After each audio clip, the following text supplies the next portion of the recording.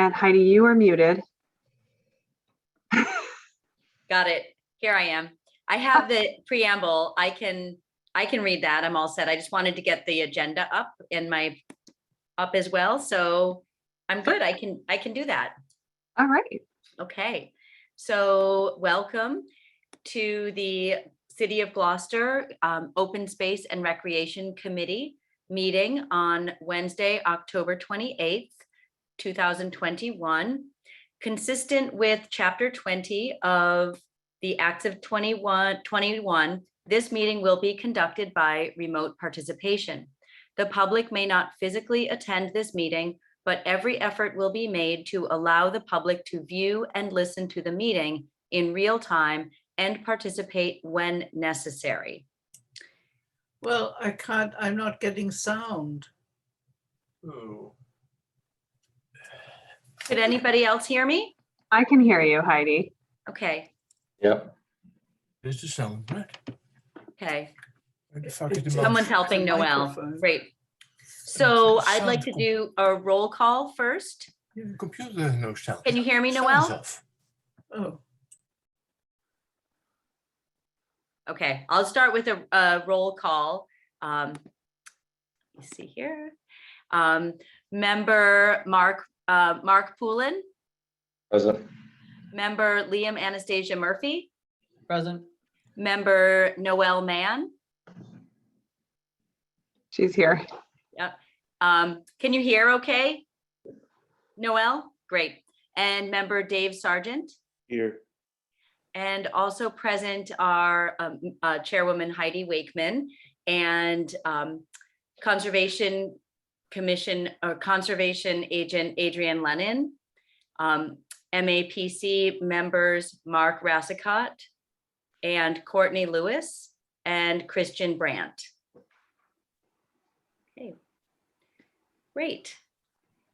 Well, thank you everybody for coming, and I hope you weathered the storm okay. I know it's different in different parts of our space here.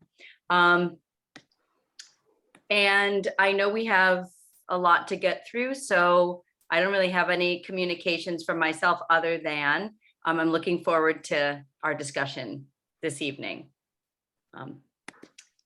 And I think we'll just get started. We'll skip in. I think that was Christian that said he had to leave early or leave at 6. Is that correct? So on our agenda, we'll move to item 4, and it says update open space and recreation plan. But I would like to invite Christian Brandt to share. Is that, am I throwing, is that great? Sure. Great, okay. So as you know, Courtney and Mark asked me to help MAPC assist MAPC with scheduling some focus groups.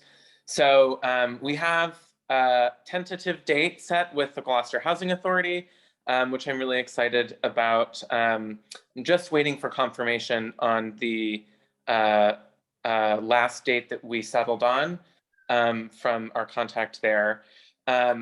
We also are in the process of scheduling a focus group with the organization whose name escapes me at the moment, with Wellspring House, excuse me, who does the language classes at the library.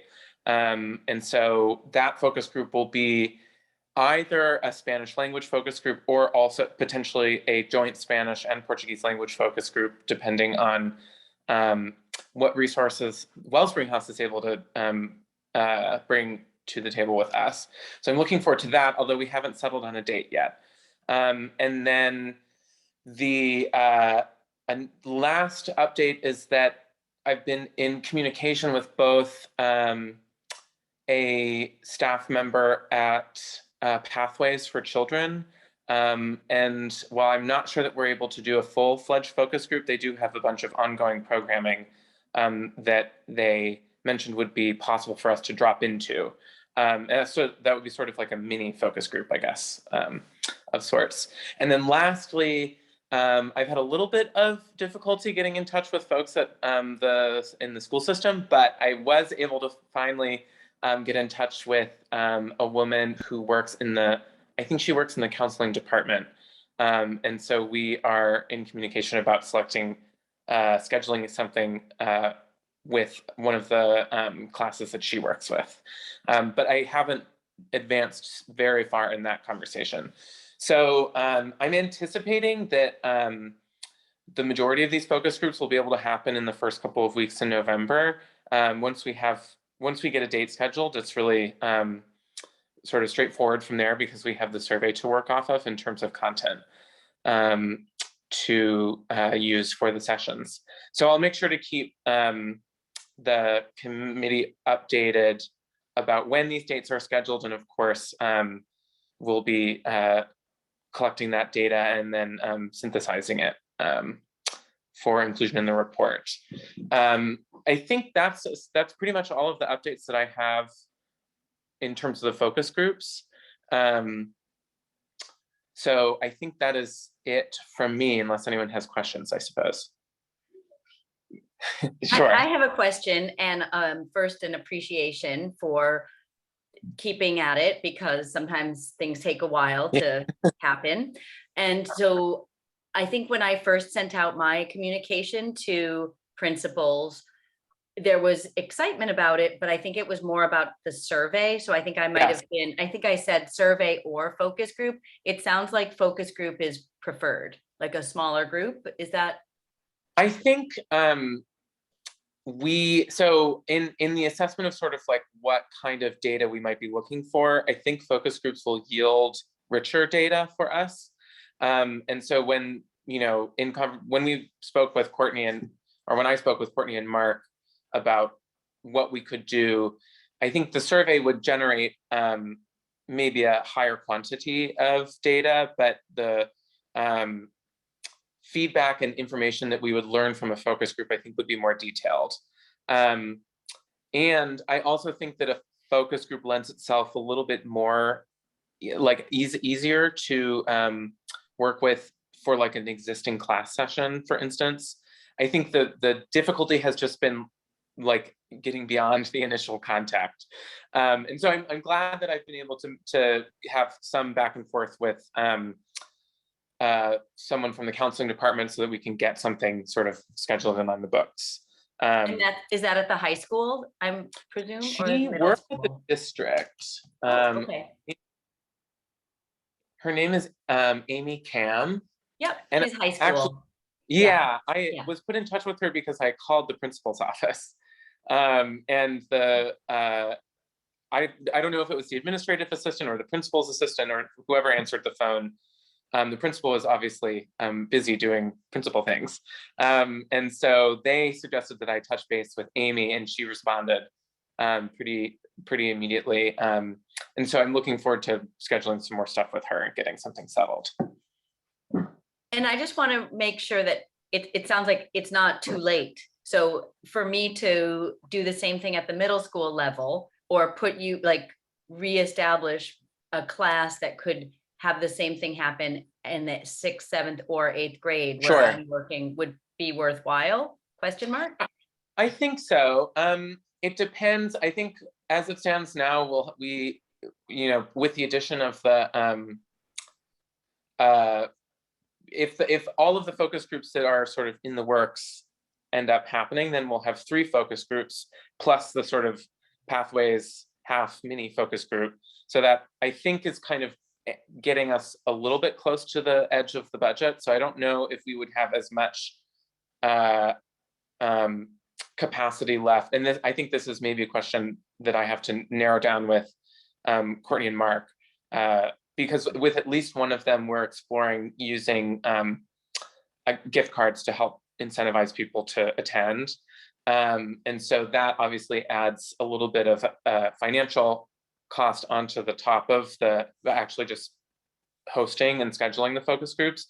So I don't know if I want to commit. I don't know if we're able to commit to doing an additional one with middle school youth, but that's definitely, I know that you put us in touch with folks in the middle school sort of back in the beginning of October, end of September. So if there's room in the budget, I think that would be really great. But otherwise, I think we do have these three sort of in the 3.5 in the works. So Great. I just know, I remember that the 18 and under demographics were yes, were non-existent, or I think that's really important. And I think yesterday was National Civics Day. So I'm glad to hear that you have a contact at the high school. So yeah, great. Anybody else have any questions or clarifications needed from Christian? Oh, hi, Richard, welcome. I Hi, recognize I- Richard Quaitman.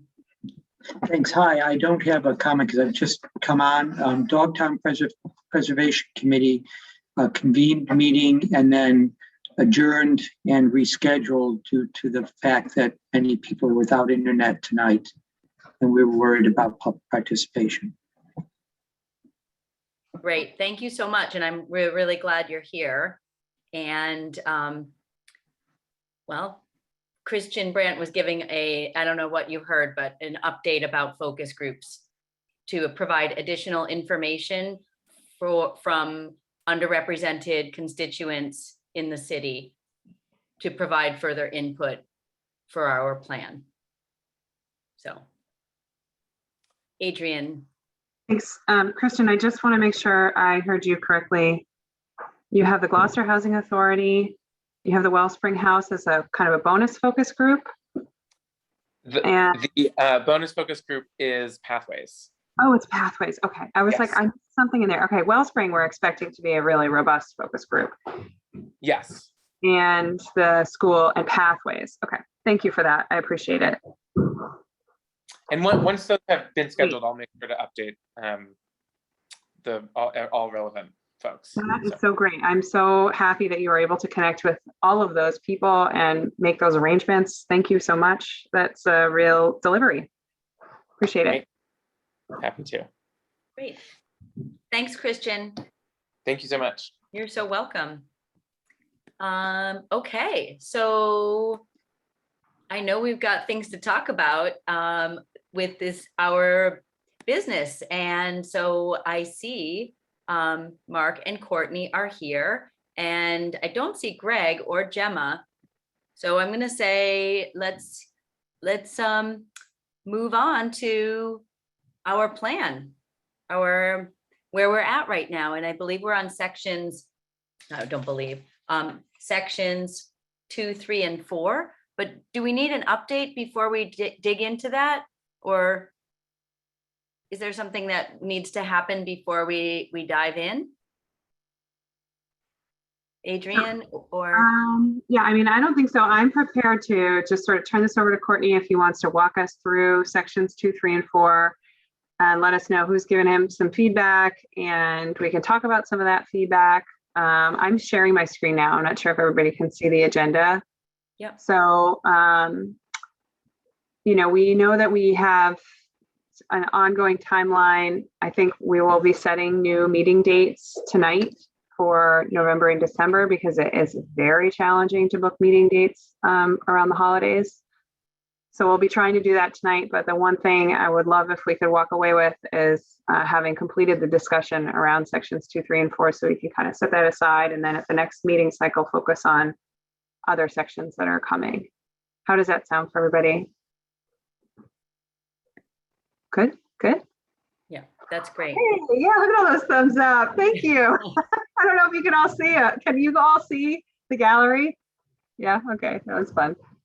So Courtney, I'm gonna let you start. And if you wanna share your screen, I can promote you. If you want me to pull up the sections and talk about the feedback that you've got, we can do that, whatever works.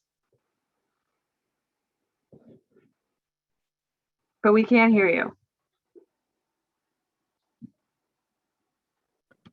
Okay, sure. So I'll just give a brief update in terms of the project timeline. I will open it up to the committee if there are any clarifying questions. I have received comments on sections 2 through 4. But the expectation and what I had hoped we would focus on this evening was really diving into the goals and implementation strategies from the draft goals and implementation strategies, the action items. I'd also like to kind of hear or have you guys debrief on the previous internal meeting, and then we can look at making adjustments to the timeline. So I appreciate everyone who submitted comments on sections 2 through 4, just some general statements about some of the feedback. I know there were some questions about content. I just want to note that, for instance, in section 4, I think there was a discussion about aquifers, and I think someone noted, why are we discussing this? Why is this relevant? And although it's not, Gloucester doesn't have aquifers, that it's a required section for that it's something that's mandated in the plan, whether the municipality has water aquifers or not. It's important to note that it doesn't. Otherwise, when we submit it to DCS, it will get flagged as a comment, and they'll ask why we didn't mention things like that. I also want to just briefly talk about, I know we're behind in terms of the projected timeline for draft sections 5, 6, and 7. I was very ambitious with coming up with that drafting schedule, and before there were 2-week gaps between the submission of drafts, but I did that prior. I came up with that schedule prior to our discussion on how chapters would be submitted and reviewed. Initially, we were planning to work all in one document, but because of open meeting law, it's required that I take comments from every committee member separately. And so that adds some additional work and time into the process. And I also created the schedule prior to realizing that there were over 13,000 parcels in the open space inventory. Not all of those parcels are applicable to this plan. I think out of those 13,000, only about approximately 800 or so of those parcels actually apply to this open space and recreation plan. But even with cutting it down, to 800, there's still a lot of sorting. Those properties have to be sorted into particular categories based on ownership and level of protection, as well as and individually listed in the inventory. So I'm working on that's still a work in progress. Section 6. So when we last met, I kind of gave the committee 2 homework assignments. One being to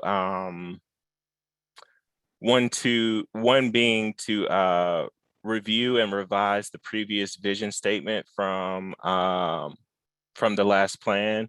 So there are two portions to section 6. One is the description of process, which MAPC, which I draft and write up, and it basically walks the reader through how we've arrived at some of the goals and the process of doing that.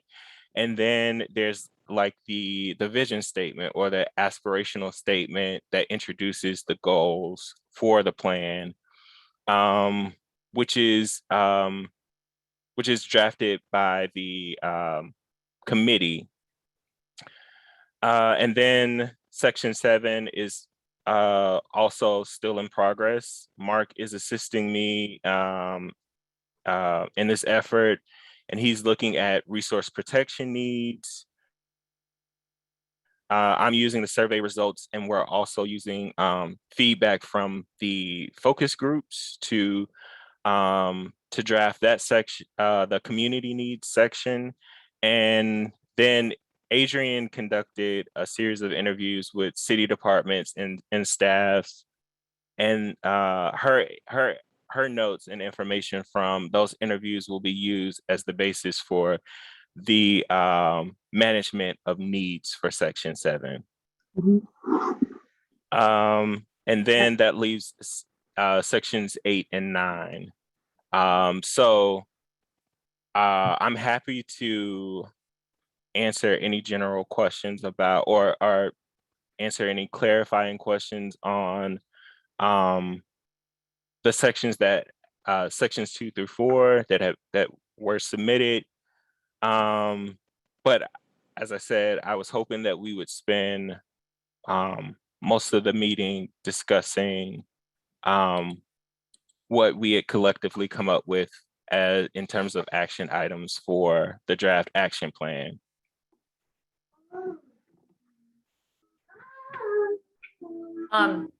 Adrian, do you want to take this, or shall I respond? Because what I'm hearing is, and I see Noel's hand is up too. I'm not sure that I'm prepared to dive into goals and actions at this time. I don't know see that that's on the agenda. So I'm a little bit wondering if we can put that off until our next meeting, which I know we need to schedule, and it might be soon, but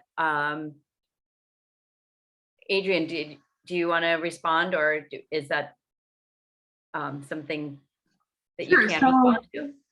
Courtney, we can talk a little bit about the outline that we worked through at our last meeting. Oh, Mark has his hand up. Mark, do you want to? Yeah, so I want to recognize, is that Mark Poulin? Yeah, and Noel also. So Noel first and then Mark. Yes, just quickly, I'd like to know, Courtney, how you reduce the number of lots of parcels in the inventory to 800. Did you have a criteria? Some parcels that were listed in the inventory aren't relevant to the plan. I believe that private parcels, private developed parcels that include like single family homes were also included in the overall inventory.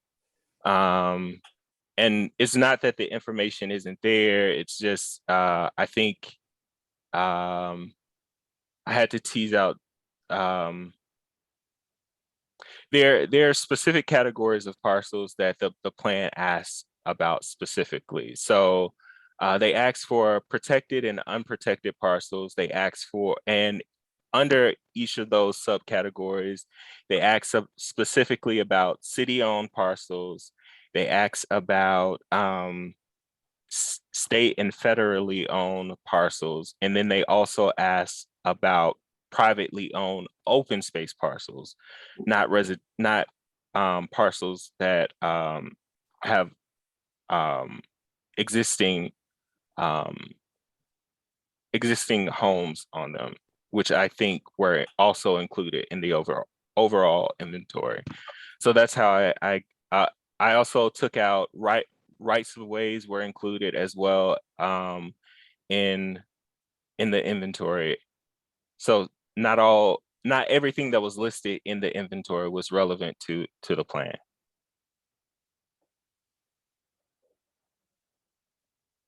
Thank you. Mark Poulin. Hi, so I thought at the last meeting, when we were talking about the open, whether real or perceived open meeting law issue that was brought up, that we were going to go back and provide individual input to the sections, but we had to deliberate on them in public. In other words, we had to use this next meeting to look at section 2, look at everybody's comments, agree on whether they want to be in or not, and move on to the next section. That's what I thought we were supposed to do. Are we not looking at how else are we supposed to deliberate openly about the changes that people want to make, if not in this setting? Is that directed to me? Yeah, I believe, yes. I mean, I thought that was the homework was to go off and edit these, provide comments to these sections.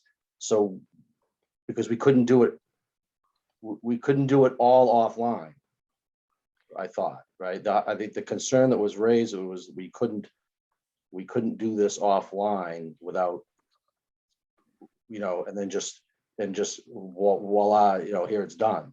That we had to provide our comments individually and then bring them back as a group to deliberate. That's how I perceived the issue that was brought up at the end of the last meeting. And I thought right. I thought we were going to use this meeting to go through sections 2, 3, and 4 and just be done. But there was an internal meeting before this meeting, correct? Yes. Yeah, and we talked about goals and action items.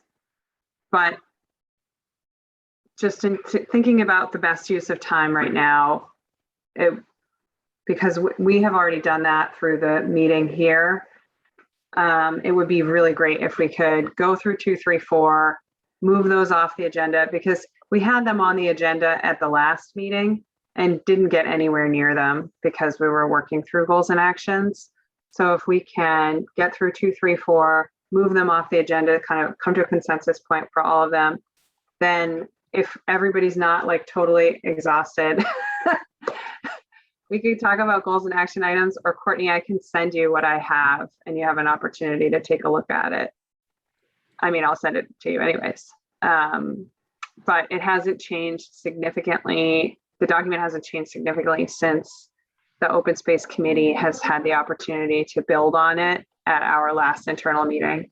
We're just trying to get like some piece of this off the agenda so that we're not carrying it forward over and over and over. And then in a position where we have to like take it all at once. Okay, so should I open each committee member's individual Word document and we go through the comments like that? Yeah, we can do it that way. I mean, it's kind of up to you. I don't mind. I mean, I can give you the screen if you want to drive. I can share the draft sections that we had and everybody can talk through their comments from their Word documents if you want to go around that way. Or Courtney, you can present it all. They weren't all collated, and were they all collated into one? Do you know if all the input was in? I know some of we were supposed to use the comments section.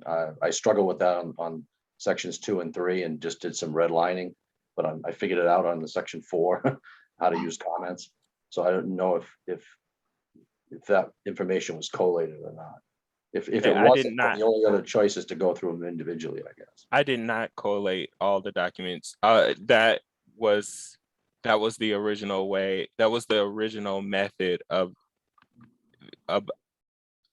that I suggested how we do this, and I was informed that we couldn't do it that way. Based on. No, and you're right. So can't they be individually submitted as they were?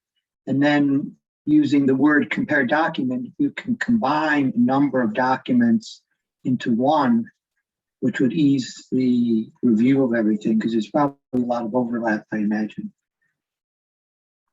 Okay.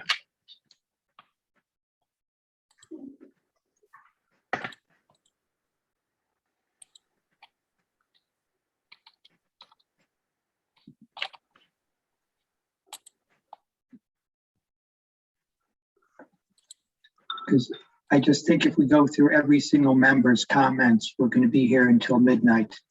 Right. So there's one, I've done this before, but unless everybody marked it up, I don't know what, Richard, how that document you mentioned how that sort of come together. If you use track changes, then you can combine them. It'll show everyone with a different color. Right, and I think that, but how do you combine, I guess, we said we didn't do that, though. Well, Courtney said he didn't do that.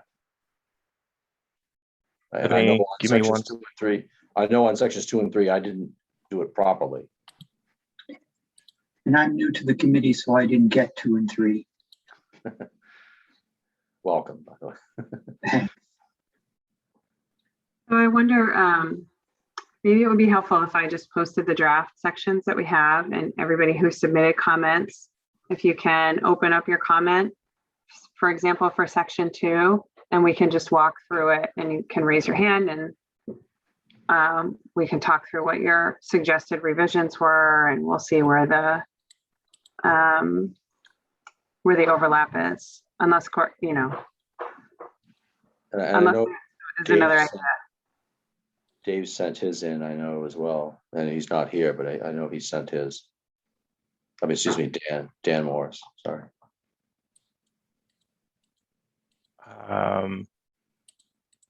In the interest of time, Adrian, that may be the best way to go about doing it.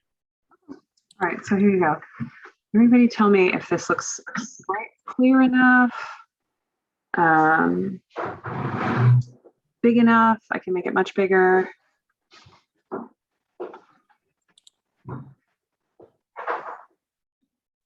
Is that helpful? Yeah, you can see it clearly. Can you make it any bigger? Oh, Like I yeah. have the same thing pulled up. I'm just looking, I've got the same thing pulled up on my screen, like my version of sections 2 and 3. So I can see hopefully what I wrote there, but yeah, that's the idea, is to compare what we have with what you have there. So as we're going through it, we'll just say what we have verbally. Yeah, Yep. I mean, just raise your hand if you have comments. Courtney has received them all, so we can say, yep, we'll incorporate, no, we won't. I can certainly live edit this document. Okay. You're just gonna have to deal with the fact that I'm really not a great keyboardist, and I think we saw that the last time. I'm left-handed, and the QWERTY keyboard is designed for right-handed people. So just, you know, envision trying to do scissors with the opposite hand. I'm overcoming that every day.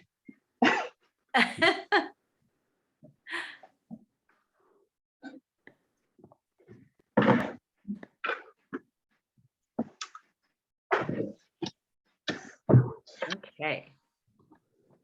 Okay, what do we think? Great. All right. Are So, folks ready for this? Are people feeling okay, like they understand what's happening here with, like, instead of looking at one document, we're looking at any changes that we did while simultaneously looking at Adrian's copy that has not been marked up? Is that, everybody feel okay and clear as to what's happening here? yeah, okay. Okay. Okay, so section 2, statement of purpose and the introduction. Why was this plan update written? What is open space? Any comments on page 1? No. Okay. Page 2, planning process and participation. I had something on page 2 to include Liam and Richard. Oh, yeah.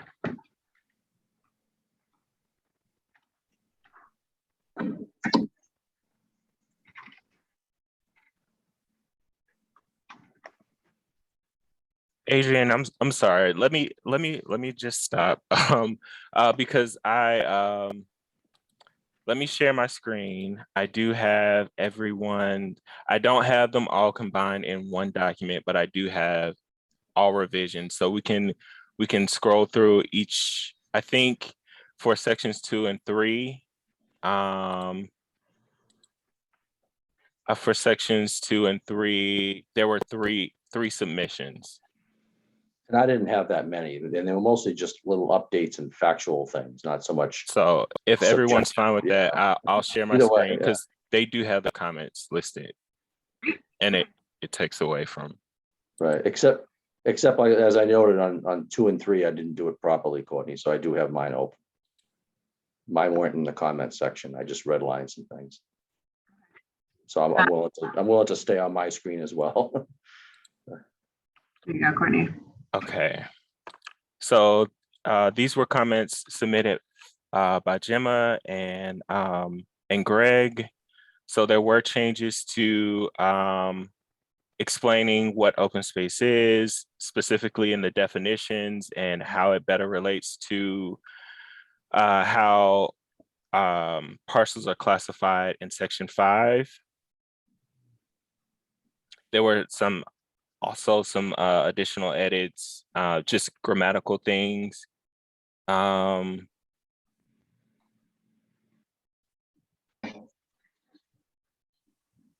Okay, This is great. I feel like this is what we were looking for, Courtney. So thanks for bringing it up. Yeah, Yes. I just didn't have everything combined in one doc. I didn't combine everyone's comments into one document. So Okay.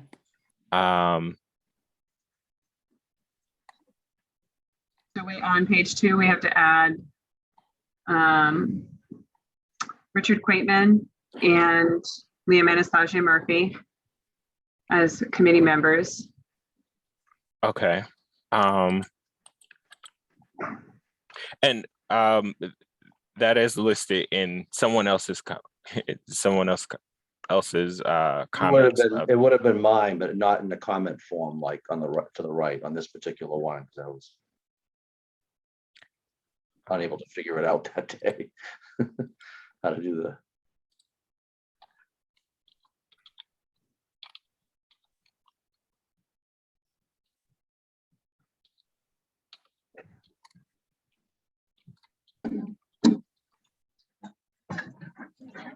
Right.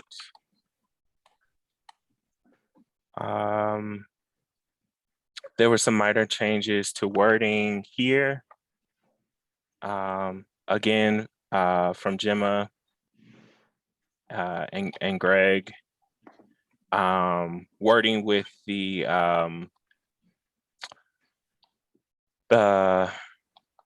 specific wording on priorities and the comments from the feedback from the open house.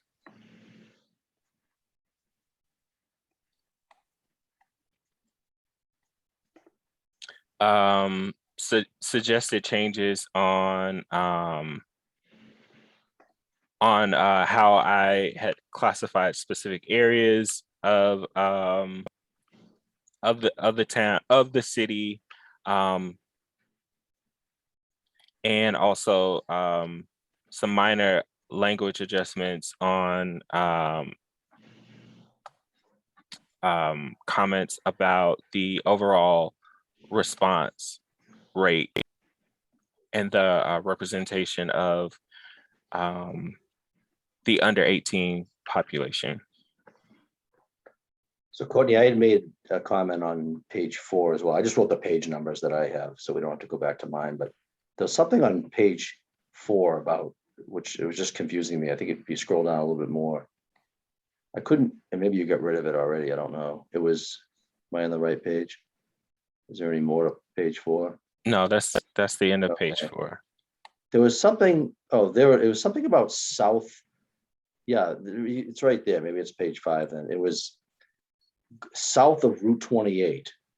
And I was trying to figure out in my head what that meant. I think The highway runs north to south. And I couldn't figure out to me what south of Route 28 meant. Just trying to visualize that. And it was just a weird thing that probably came from the last update, but I just couldn't visualize what that meant. Isn't that Magnolia? I believe that Yeah, that is veteran. What is? the highway runs north to south, so south. Right. And I think you also say Ward 2 and 3. Yeah, so I had highlighted that on my update. I wasn't sure what that was, just, it seemed a little ambiguous. Okay.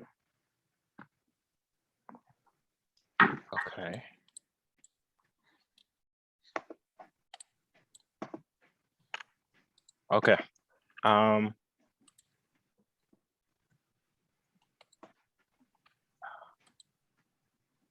Okay. I do have the that the comments pulled up.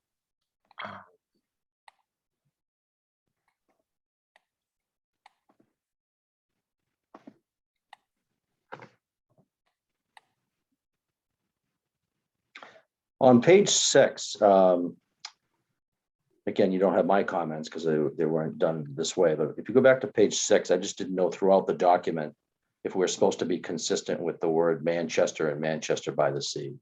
I just noticed it used, if it just needed to be consistent throughout the document or not. But in some places it's Manchester, other places it's Manchester by the Sea. Okay. I wasn't quite sure if we just wanted to be consistent in that throughout the entire document, I guess. Okay. It's kind of, it's kind of in the middle of the page there, right there. Yeah, a little down more, somewhere there. That paragraph, yeah. We can do a search and replace on Manchester Right. versus MBTS and make sure. we're Yeah, consistent. just if you wanted to, it's just something I Yeah. noted. It It's a wasn't, good thing to be. again, these aren't big inputs. It's little things along the way that. I think it shows Important. attention to detail and I appreciate it. This map has to be updated with the new open space footprint from the updated inventory, which Gemma notes here. And I also noted that there should be an insert here that shows the North Shore, that shows Gloucester in the context of the North Shore Task Force.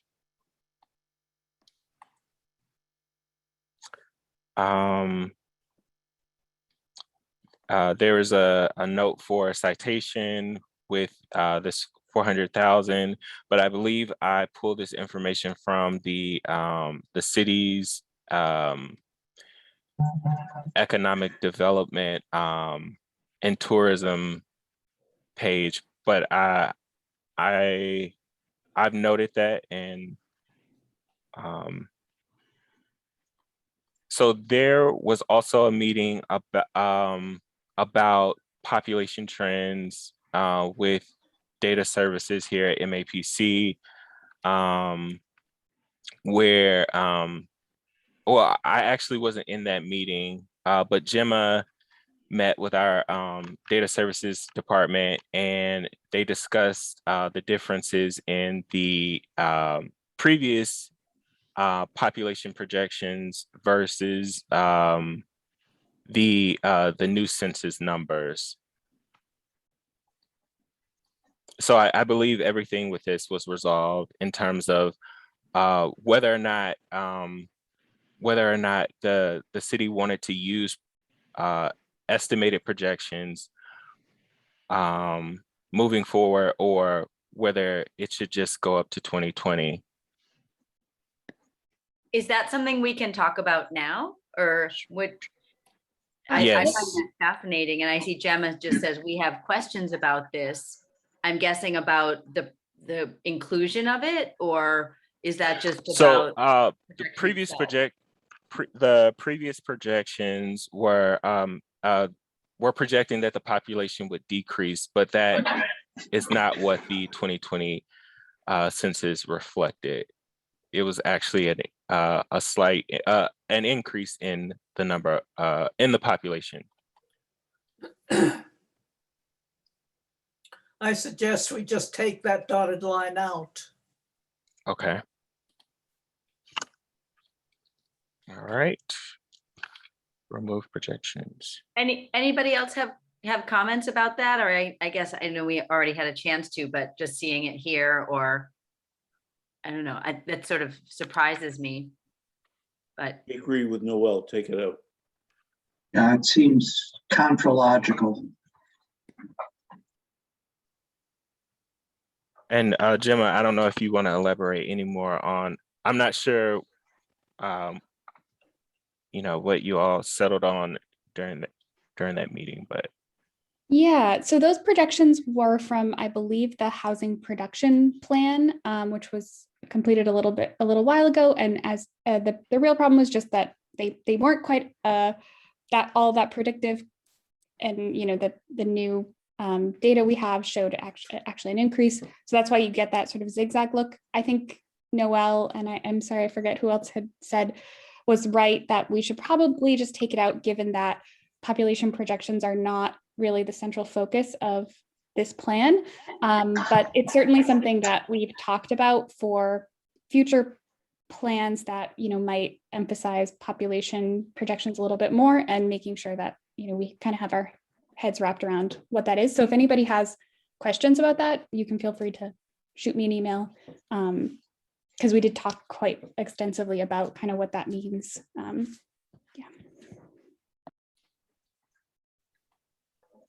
Thanks, Gemma.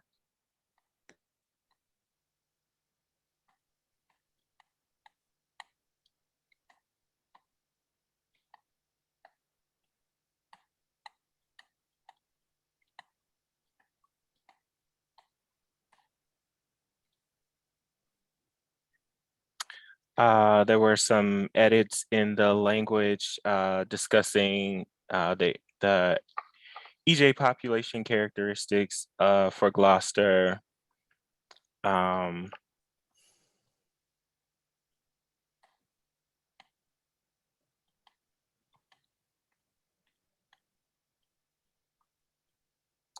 And there was also comments on the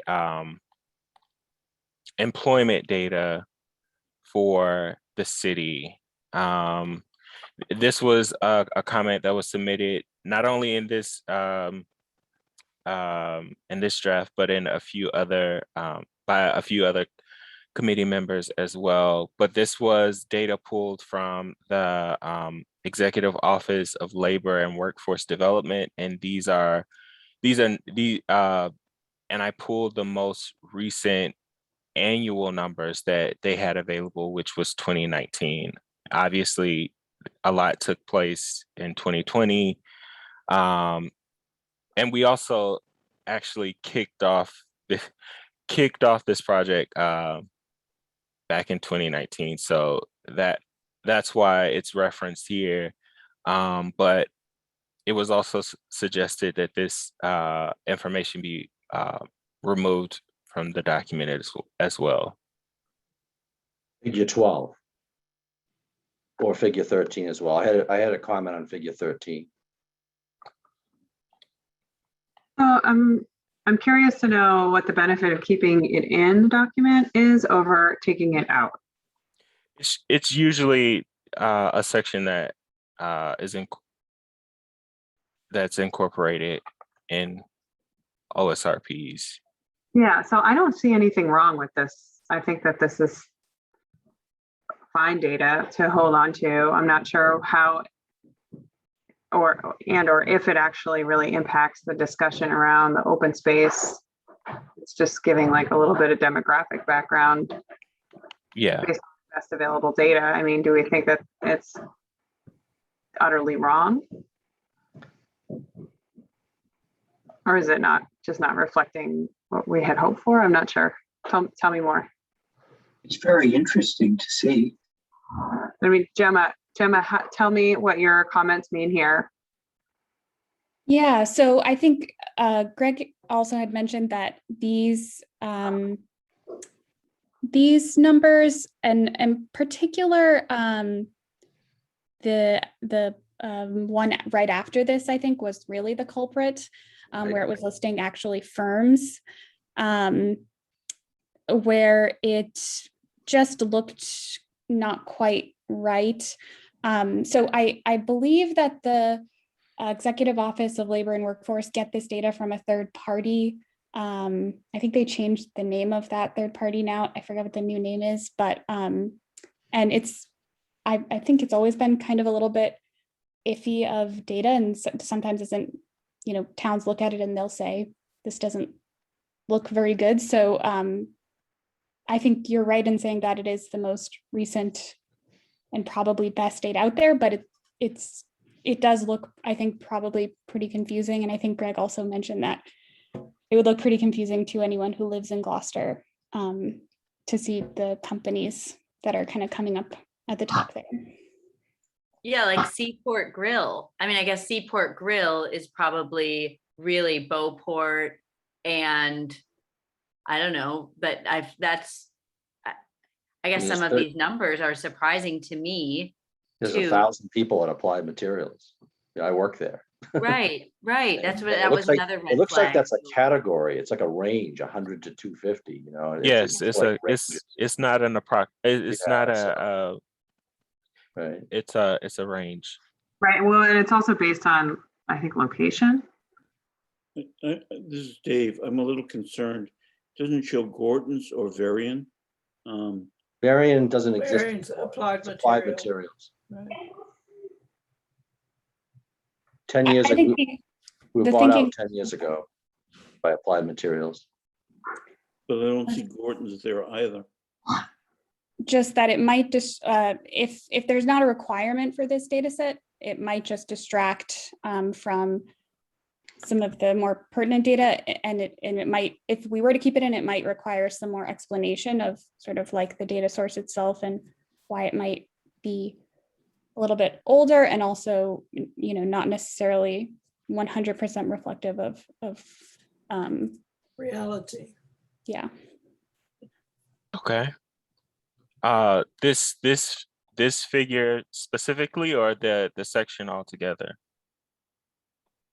I think I actually might have tried to put that comment on the one below. Okay. Yeah, sorry about that. Okay. I don't have a written comment, but I will say verbally that it seems confusing and also not in the service of our plan.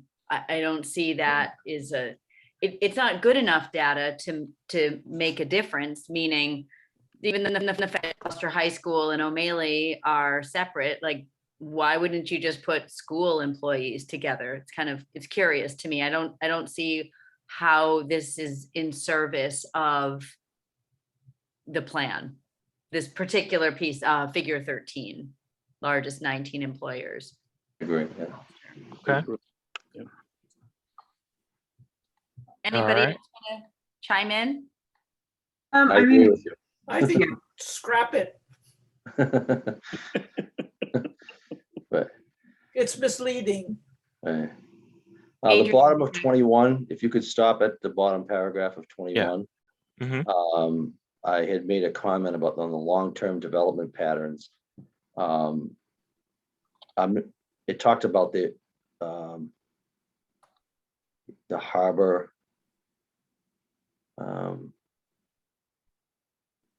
Maybe you can scroll down some more. Maybe it's the bottom. Oh yeah, economic development gloss is centered around rebuilding harbor as an economic. There's no mention. I mean, Blackburn Industrial Park to me has seen the most growth in the last 10 years, and there's no mention of it anywhere. Yes, I heartily agree. I think it's incorrect. Blackburn is much more important to the city. I do believe I talk about it a little bit in the zoning section, but I'm noting it as well. Okay. Yeah. I mean, I made the same comments, basically. okay, Right, it doesn't really reflect what was listed in the table that we're deleting that shows the largest number of employers. I mean, Happy Valley, kind of amusing. Right. It may have the largest number of customers, but I don't know about employees. Well, we don't you don't know how big the building is. I mean, a note on that though is like, we don't actually know that data for sure. So Yeah. like, I don't know about adding in Blackburn or taking it out in some ways, right? I'd rather err on the side of not putting something in than putting something in, right? If we Well, don't know, if we don't know what the actual like data point is. Right. It may be that most of the development at Blackburn was set off in the course of the planning of the last open space plan, and it's just come to fruition now. So it's mentioned there, and now it exists. I don't think that, I think it would be helpful to include that in the discussion of the municipality, because there is a good deal of commerce happening up at Blackburn. And my only thought here, going back to the employers, and I understand and agree that the table probably is somewhat dubious, but in service to the plan, it would be helpful to be able to identify some of the largest employers in the city so that we could incorporate recruiting volunteer groups or engagement or underwriting support for projects from some of those bigger organizations. So if we name them in the plan, then we can target them a little bit better because we're acknowledging their size and economic impact in the community. I don't think that we're necessarily going to get there with this table, but it's something to think about when we're talking about employment and income at the beginning of the plan. My thoughts, this is Dave, it would have to be more accurate to include it. Yeah, right. Or maybe there's another way to represent it, you know, and that's not such a table, or that doesn't assign a particular organization to an address. I mean, a lot of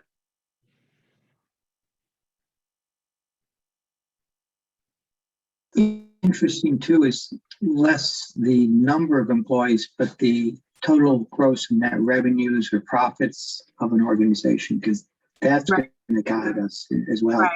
Yeah, I was thinking of going through DOR for information, you know, that might be useful.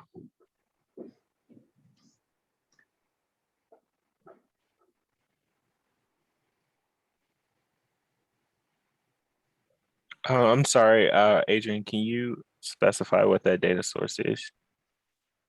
You said DO. What did you say? But through DOR, Department of Revenue.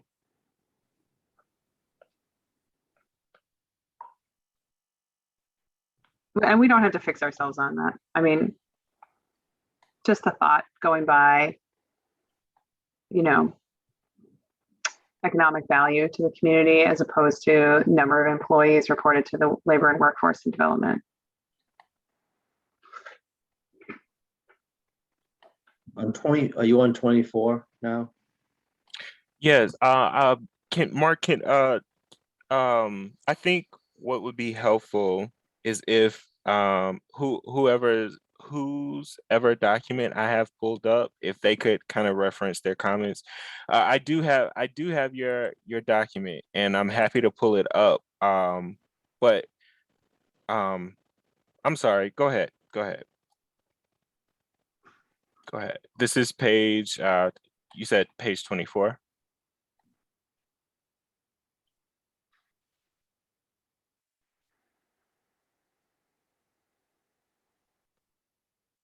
Hello. Everybody there? Mark, you froze for a minute. Go ahead, Mark.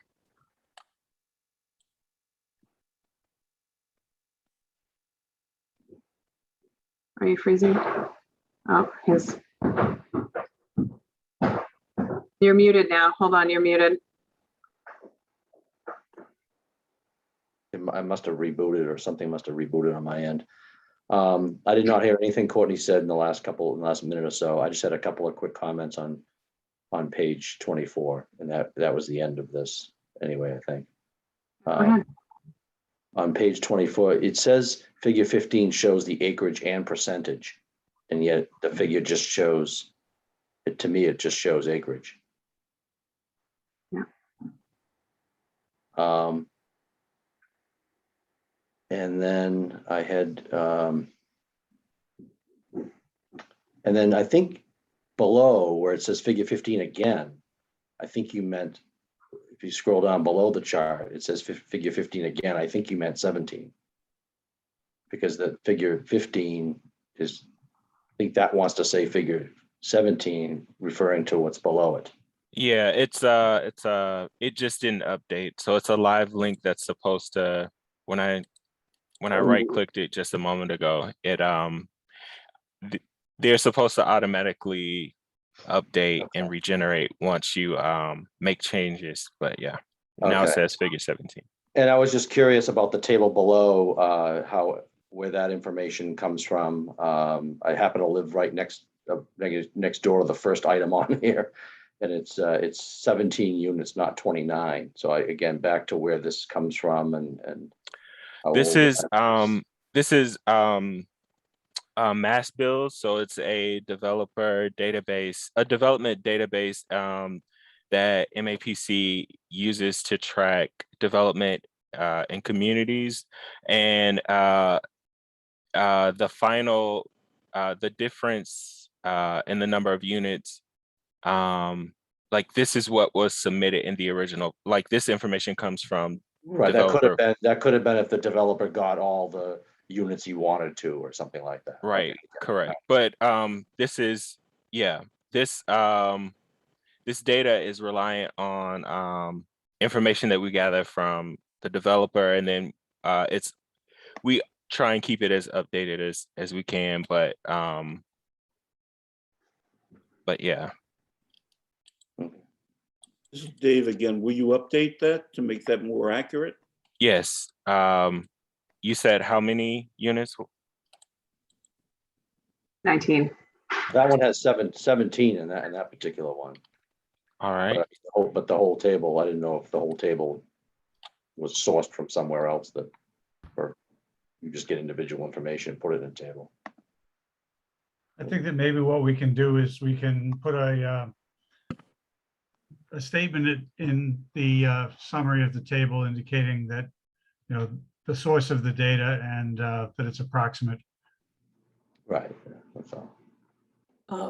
Just like to point out that Fuller School is fully developed. I mean, Fuller site in construction. I think I'll take this to Greg and Yeah, we'll talk about it. I don't think that we have to walk through line by line. I'm pretty sure between he and I, we know everything that's happened. And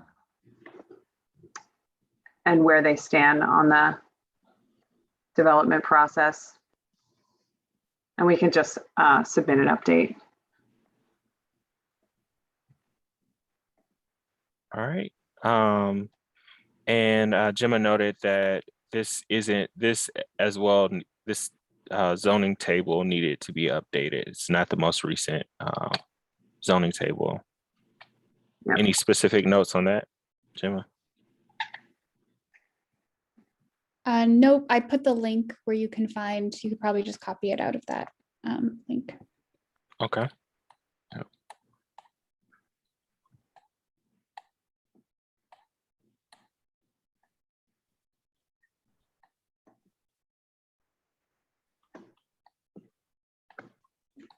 And that's the end of comments for Gemma's document.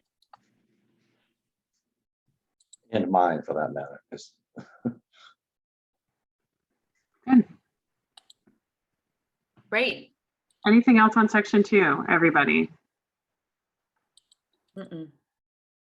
No. No, other than, I guess, did we show, is that the only ones that you got that we have to go through, I guess, or do we have to, well, you pick Gemma's, but, and then I Yeah, add give me on. one. Yeah, give I me guess 1 second.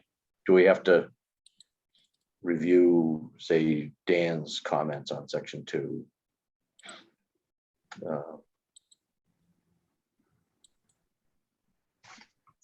These are Dan's comments. He has similar comments in terms of how we classify open space, but Dan, if you want to walk us through your comments. Oh, he's sorry. He's not He's with us. not. Yeah. Yes.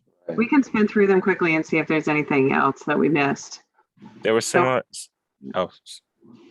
comments on how open space is classified, I think we'll go with Gemma's notes on this one since she developed the inventory for section 5.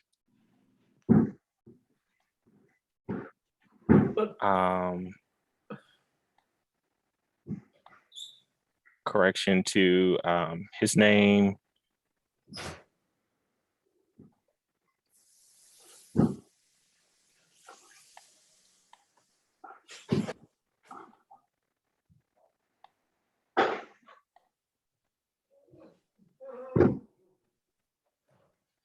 He indicated that it may be best to summarize our description of EJ populations here and go into a bit more detail below where we mention where we have a more in-depth conversation about EJ populations. Mhm. Okay.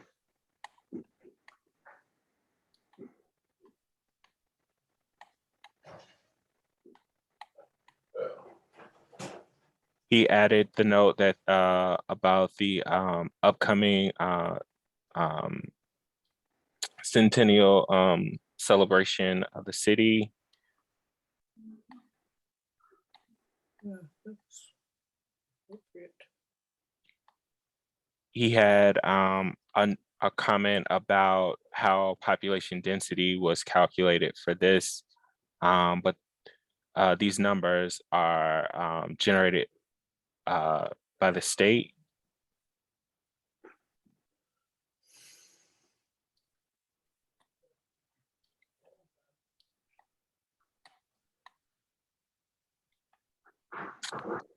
He made a comment that this in this graphic, the age cohorts, a legend for the age cohorts was not listed in this graphic. And also referencing age groups up here, the wording needed to be adjusted some as well.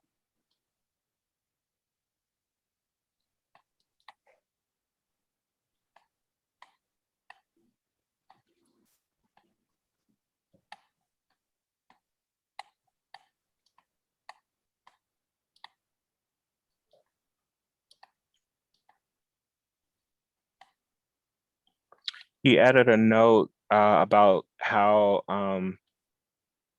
about changes in definitions to the census. I don't think it's a major thing, but I just want to call it out so that everyone has an opportunity in terms of how people identify as non-white.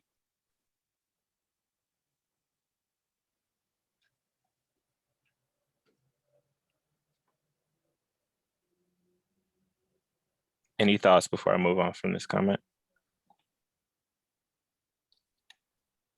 No, but I appreciate what he said there.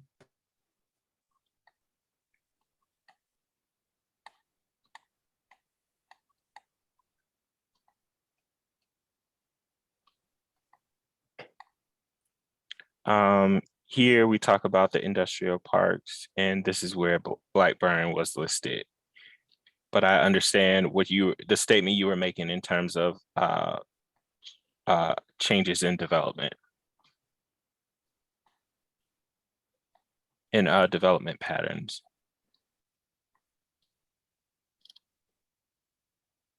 He noted that there may be some additional shifts because more people are working from home due to COVID.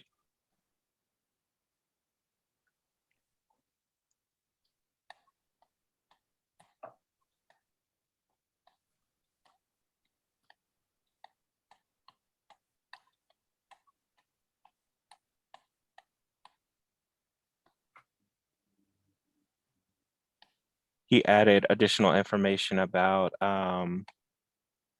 bike lanes and or biking infrastructure in the city.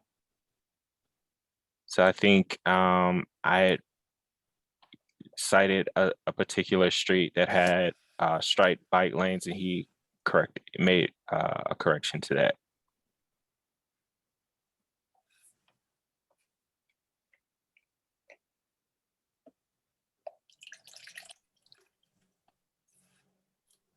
He also added additional information about a new service, on-demand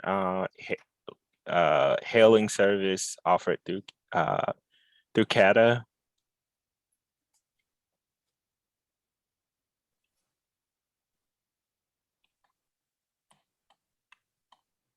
And that's the end of Dan's comments for sections 2 and 3.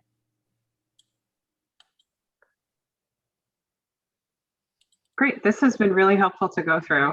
I'm so pleased to have seen the bulk of the respondents at this point. We know what needs to be updated, and otherwise I think everybody was pretty consistent in terms of their responses. It's great. And I think Mark, this is your these are your comments. Mhm. So adding Liam to the members list. You highlighted We south covered of them all. Yep. I was looking at my marked up document as we were going through them. That's why I was stopping at the pages. We did cover them all. Yeah. Okay. All right. So those were all my submissions for sections 2 and 3. Oh, well, no, Noel did submit comments. I want to acknowledge that, but they were sent in an email, not in the Word document. So I just want to, but they were pretty much along the lines of what has already been expressed, and unless Noel, there are additional thoughts or comments that you had on those sections. Nope. Okay. All right. All right. So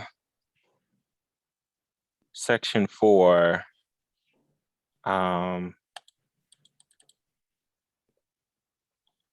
We got 3 submissions for section 4 as well.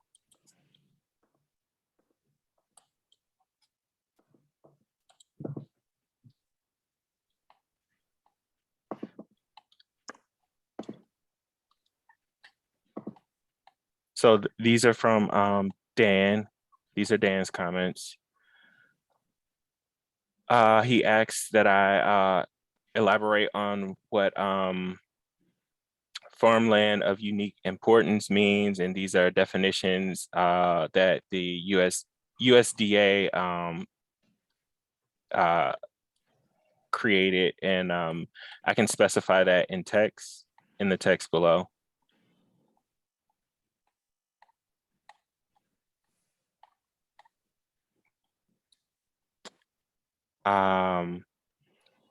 He added some additional text about access points for kayaking to the discussion on water resources.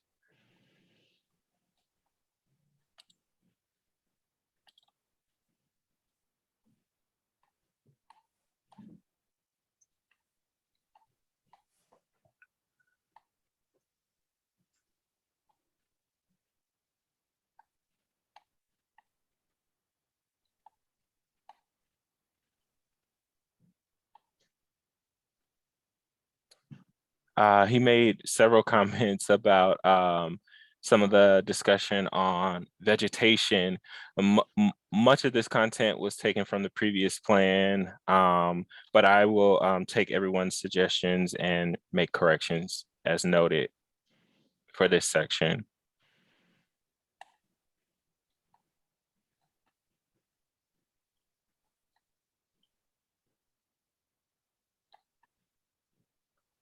There were several comments about rare and endangered species, and again, I was just using a source that provided the information, the most recent and up-to-date information that I could find. If you all have more current and up-to-date sources for rare and endangered species. I know Heidi also mentioned, made some comments about the common tern and the Piping plover. Yes, yes, thank you. And about sightings, and again, I referenced information that I found through the states. Yeah, there's a threatened salamander as well. Yeah, Courtney, actually, National Heritage Endangered Species Program just released draft map updates. So I'll try to get a hold of that and incorporate that data for the endangered species profile for Gloucester. Yeah, there's an orchid or two too. Yeah, But I there's think some emeralds, we've lost the orchid. amphibians. Yeah. Okay.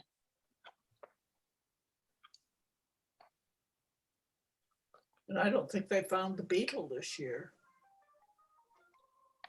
Courtney, you have my comments, so I don't need to interject at this point. Yes, Richard, I did get yours. Great, thank you.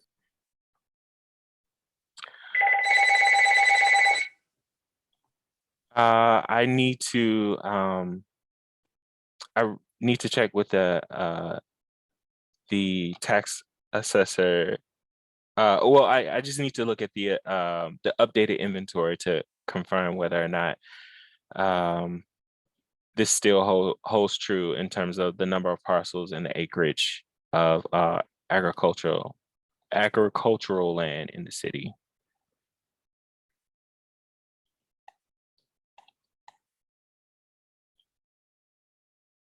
Courtney, I don't think that's changed for chapter 61A or B, but we can find out. We can look at it. No, I know it's definitely listed. It's listed in the updated inventory. So I need to confirm that way, but yeah. There was a note that this particular paragraph was repeated elsewhere, and he suggested just removing it.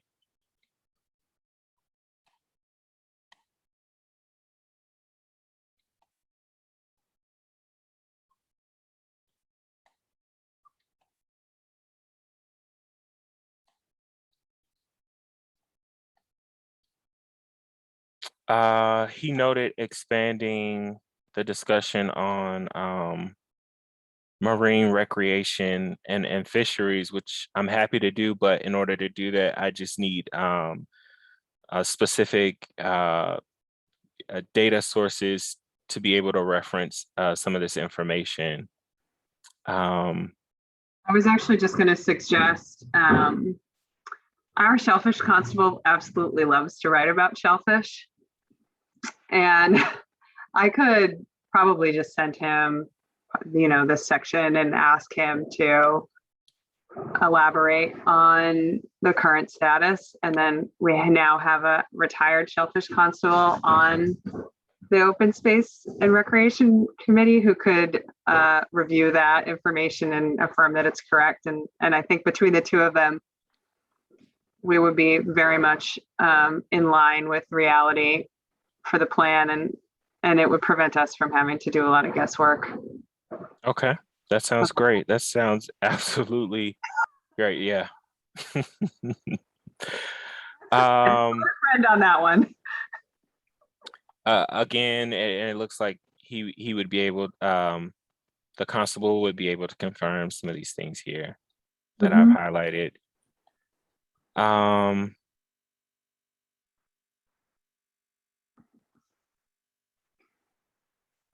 Again, this relates to lobstering and shellfish and the number of licenses as well.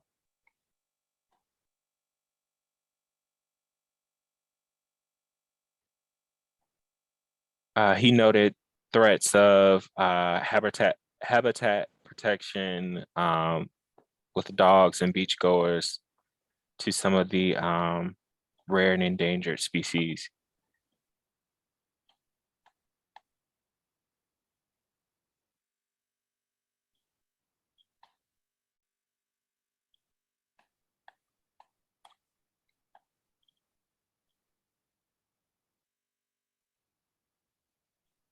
He suggested a more concise definition of vernal pools and provided a reference for that as well, specific to Gloucester.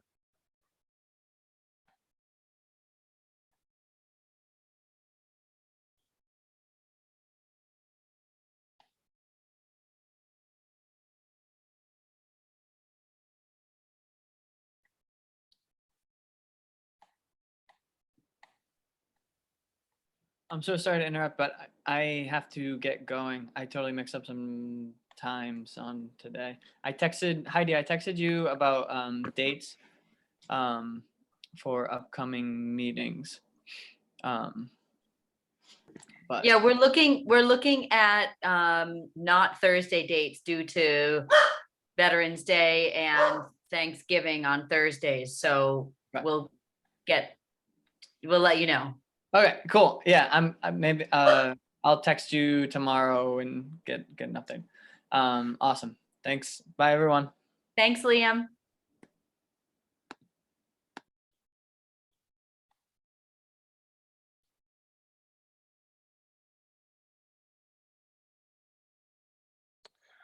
This may have been a misplaced comment here. So I think it's slightly out of place.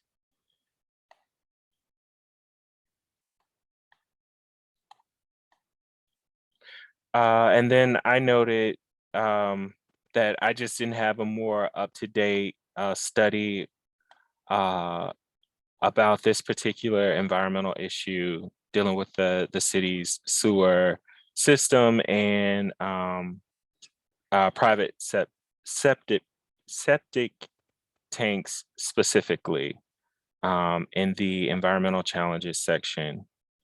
But he did follow up with sending me an article. Oh,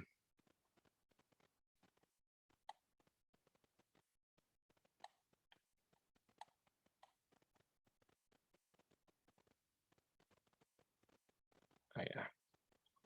And that's it for Dan's comments on section 4.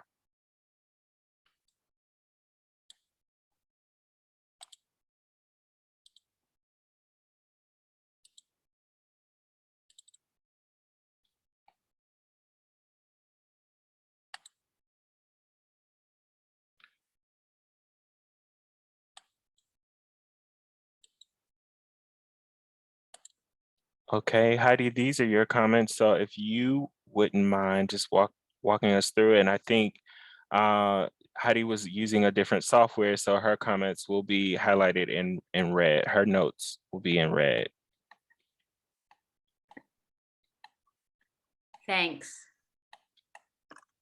It feels like so long ago that I did this, so it's great to bring it back up and look and see.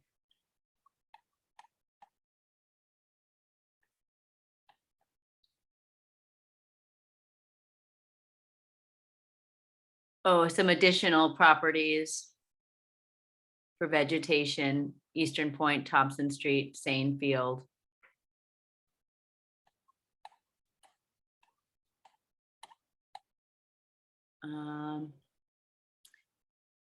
Oh, I wrote, this sentence seems weird and Shakespearean. Young revelers, it seems like oblivious hikers could do the same thing. Yeah, there were some additional edits for this. And again, like this information was a lot of this information dealing with vegetation and soils is recycled from the previous plan. And I think I had mentioned this before in the note. The workbook specifies certain sections of the plan that don't need a lot of updating because certain things just don't change. Such as like community history, for example. So it looks like, I think I wrote here, is this still true? Is there new info on this community? I don't know, more of a question.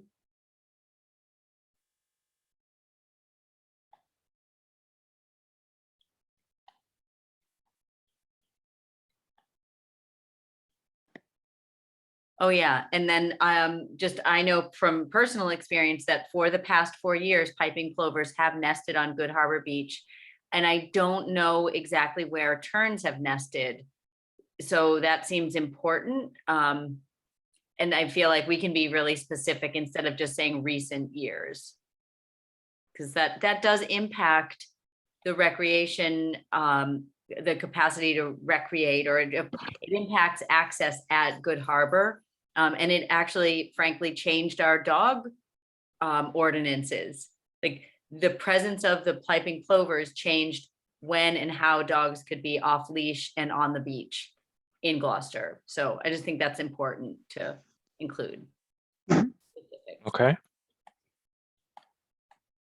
I have that plover and tern nesting data. Sadly.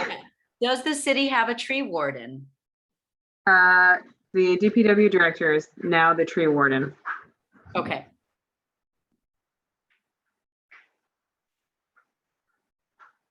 Oh, yeah, and then the garden and planting committee. I think my question is if it is called planting committee, and do we bring in generous gardeners here as well? And I think that was like the planting committee is not generous gardeners, but it seems like, well, I don't know. I guess we don't have an official, I don't think that we have an official garden and planting committee. But that seems like we can just update to be in line with what is on the city website and what's accurate instead of just what you say we have. I also read that, and I looked at the city website, and we do have a garden planting committee, but as you're saying, Heidi, it seems like Generous Gardeners does 98% of the work in the city.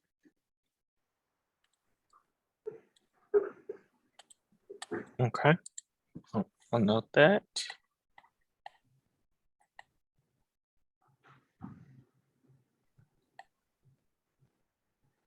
Yep, that's just a small edit.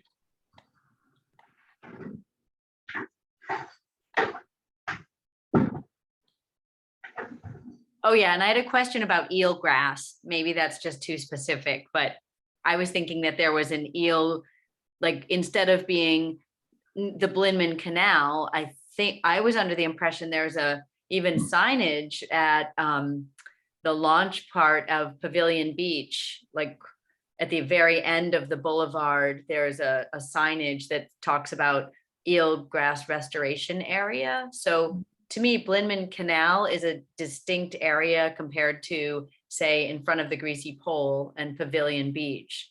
So I don't know. And also I wasn't sure about Niles Beach, if anybody knows, or if that's worth just getting clarification. Mm-hmm. If we're in the business of, or if we're in the task of inventorying what we have, and also, you know, just being as extensive and comprehensive as possible. I just want to add those places too. I know the Division of Marine Fisheries has been working on an eelgrass layer. I've asked them for it actually probably 6 times, but I can ask again. Thank you. And I think Goose Cove has some small eelgrass area as well. There are quite a few. This is Dave. I question Blinman that. Canal does not have eelgrass, but Niles Beach does. Yeah. And so the beach in Annisquam, Lighthouse Beach, also has As well as eelgrass. Cambridge Avenue.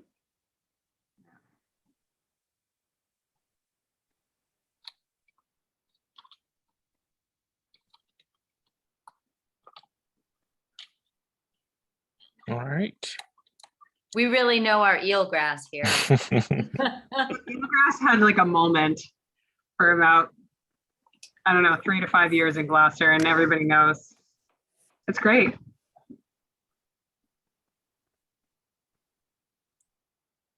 Yeah, just additional notes on nesting sites.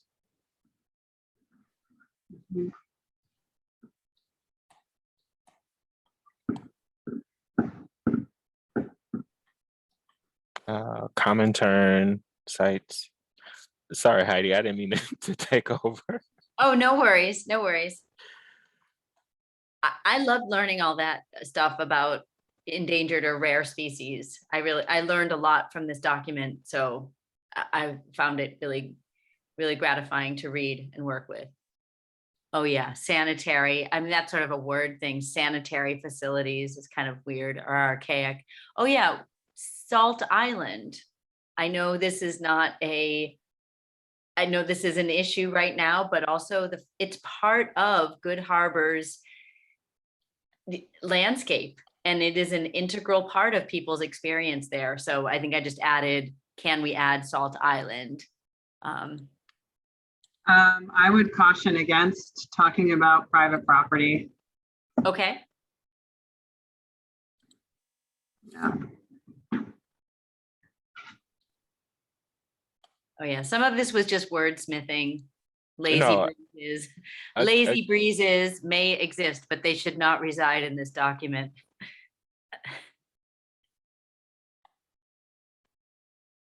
There was, we'll have to look back. Who was it? Somebody.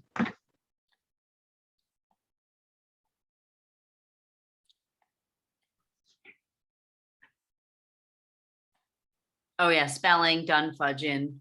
There's a D in it. Somebody in the old plan favored flowery language. I think I missed it in my comments, but hornblende granite is not hornblended granite. Oh.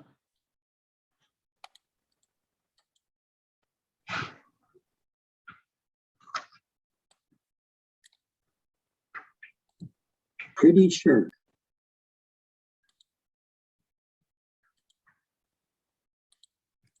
Yeah, it's fun. It doesn't recognize erratics either, but we all know that's a word too. So.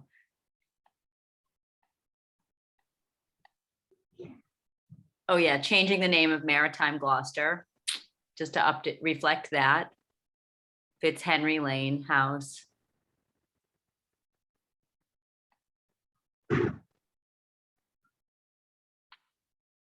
Oh yeah, Judith Sargent Murray. Wanted to give her props.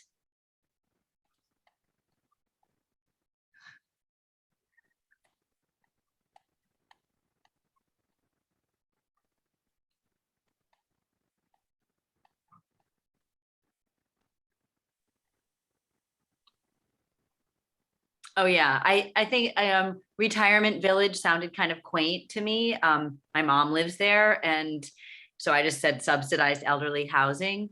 Oh yeah, and this is important that I just want to state that during heavy rains, the road into Poplar Park has so much water that I don't know, that cars cannot pass through, but it impedes entrance and exit. And it's right over a little bridge there. So I just know from personal experience, or I just wanted to, had to be evacuated during the Mother's Day storm. And, 15 years later, it's still, I think that's even been worked on or improved, but with enough rain, it impedes leaving or entering or exiting Poplar Park. Okay. So.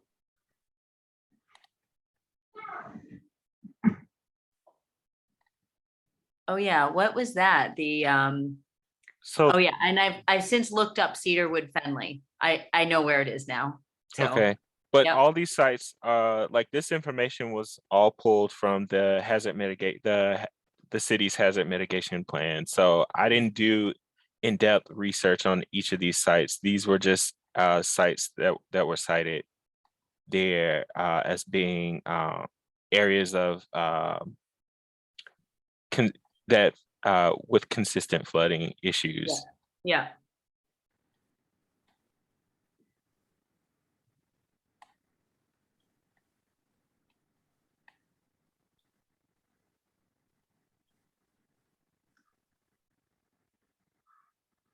Oh yeah. Is recycling a state law? Am I wrong about that? Like it promotes recycling through curbside collection. I mean, I thought that recycling is a state law. Is that not, do I misunderstand that?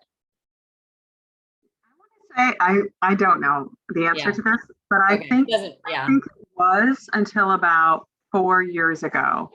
okay. when municipalities suddenly had the option to opt out because out of country destinations for American Waste decided they were no longer going to accept it. And then it became a little bit of a crisis to try to figure out where they needed to go. It needed to go. I'm not sure that's ever been resolved. Yeah. Okay.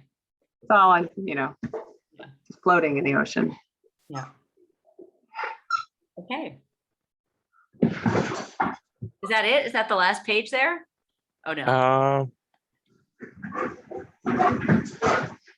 I think you just made additional comments on the section that I had already noted. I just needed more updated information about the sewer system. Great. And Thank you.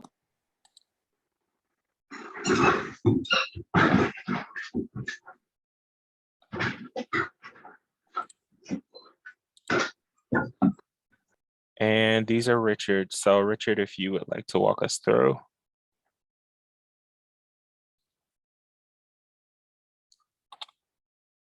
You're muted. Sorry about that. I think it makes sense for you to do what you did, Courtney, with Heidi's and go through. If there's something has your questions, I can elaborate. But Hector, I didn't think it's used once, and North Americans don't use Hector. This was part of that section that that's just pulled from the previous plan, and that was how it was phrased and stated. Right. So we could just calculate that hectares into acres. Right. So this one, I just thought some of the layers that were on there, I saw that a number of places where layers were shown that aren't really relevant, like the T. I'm happy to turn them off, but I have these as a frame of reference to help people get oriented, but it also highlights infrastructure and how it also kind of, without saying it shows kind of development patterns in relationship to the different soil types, and also where a lot of the preserved parks and open spaces exist in the cities, which is why it's on, we have roads on, but I'm happy. I mean, that's not a big deal. I'm happy to turn it off. Well, I'd like to get the opinion of whatever the committee thinks as a whole makes sense. To me, it was distracting from what the intent was. I understand your point. When I did these professionally, we wouldn't have on layers like that. So everybody can make a decision on that. It's not for me to say alone. This is Dave, and I think it's important to include that. As a former Title V inspector, as a soil evaluator, has really had an impact on development, as well as those lands that have been set aside for conservation. To show what? To have the T on there? I'm not disagreeing to have surface geology. I think that's critically important. It's just what layers are shown. Agreed. There are more accurate things if you look at Google Earth with soil things. This is more of an overlay, and it's not really accurate.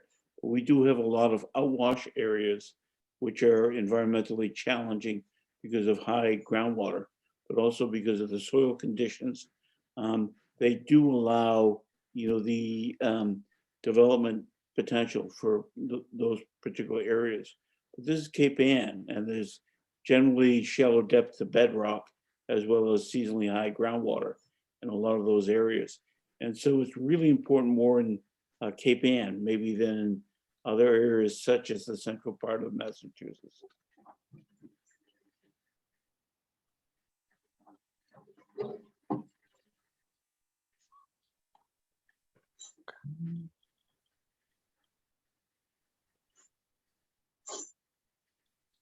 So they're just asking, to whom does it pose a hazard?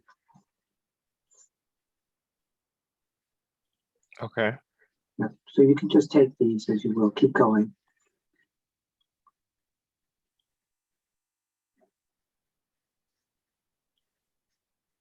Inside, these are Yeah. textual edits, I'm suggesting.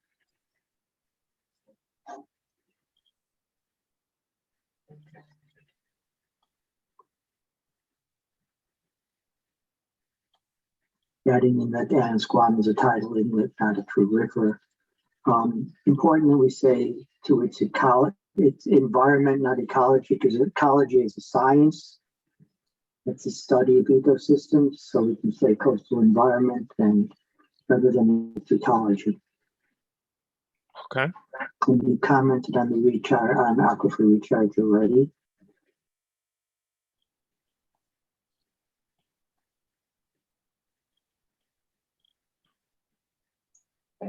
Wordsmithing.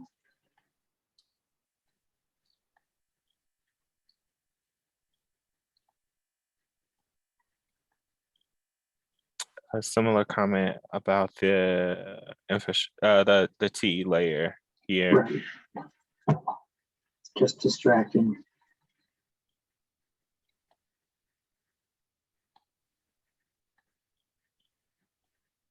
So Trustees has changed their name, Greenbelt has changed their name. We just need to make sure that's updated. Okay.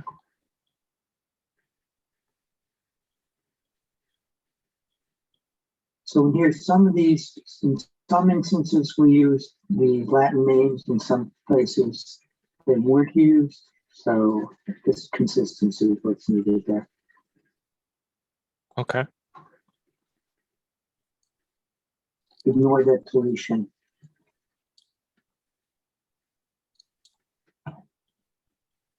Again, criteria consider, just need to be detailed on these things.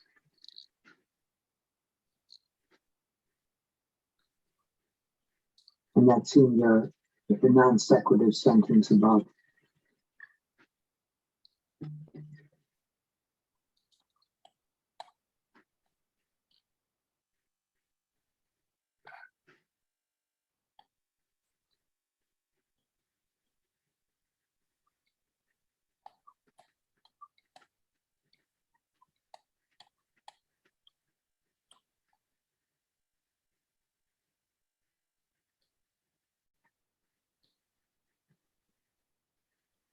Right, that's verbatim from the act, the tree warden comment. Yes. Yes. Yeah, that's what I figured.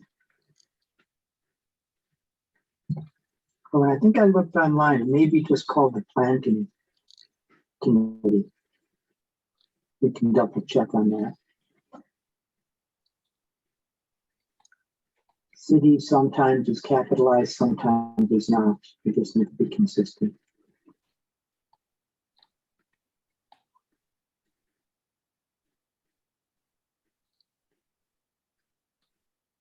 And then I'm asking, what is the basis for the statement that only practical dunes are permanently protected? Because they should be protected under the Wetlands Protection Act. This was I think this was pulled from the previous plan. Okay, so we'll just need to update that. No, but you bring up a very valid point. So, I used to be chairman of the beach committee back in the 80s.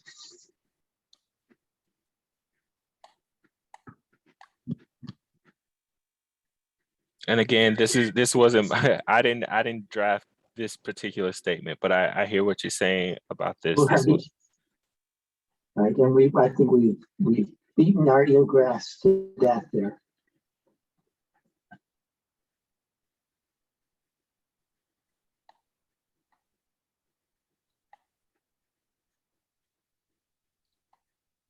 Sometimes ACEC is put out, is spelled out, sometimes it's not, so it just needs to be done once.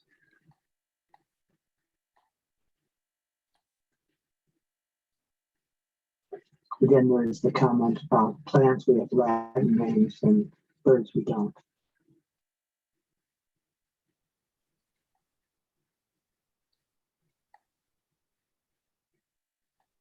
And I think this is what you were saying as well here. Right.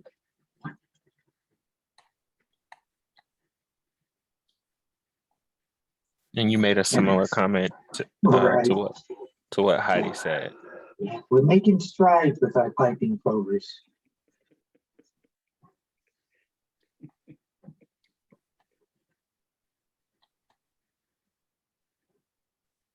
And I think someone else made a comment about common terms being present. Definitely.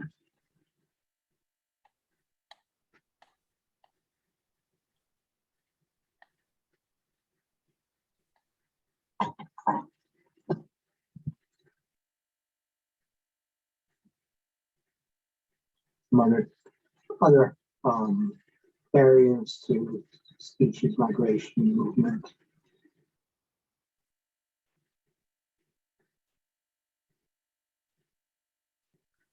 I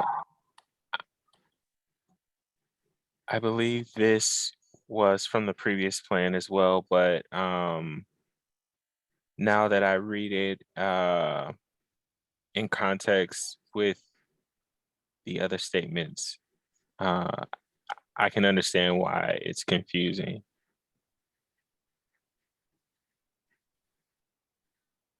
So go back to one thing I missed. You're talking about what says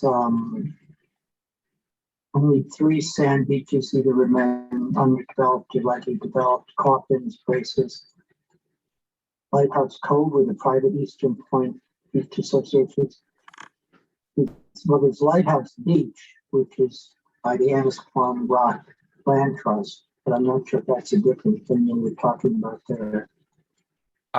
This statement, it's good that you called it and are calling it out. This is a statement from the previous plan as well. Okay.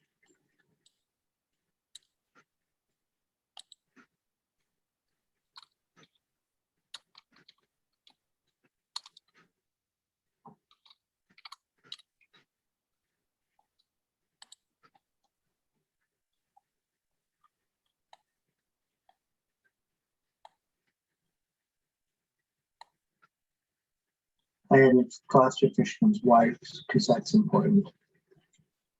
Gets back to Heidi's comment about the historic home.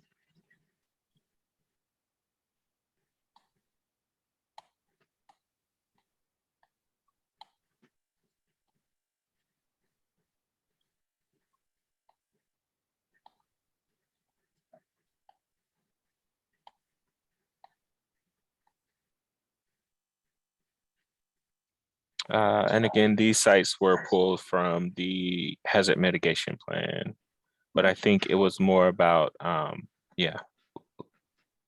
language. I think it's So I- an endangered dam rather than a dangerous dam. Things like that. So take a look.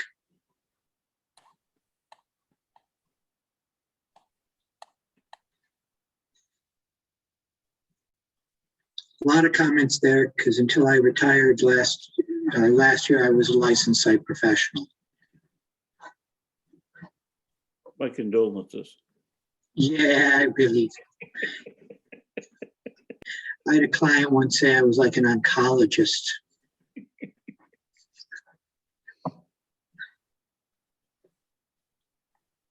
Fixed polychlorinated from polybrominated or chromated.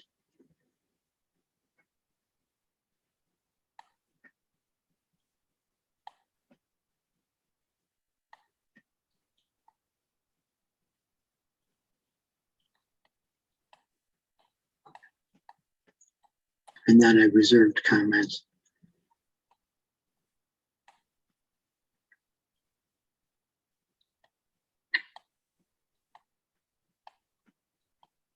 Yep, and I think that's the end of your comments. Right. Thank you. And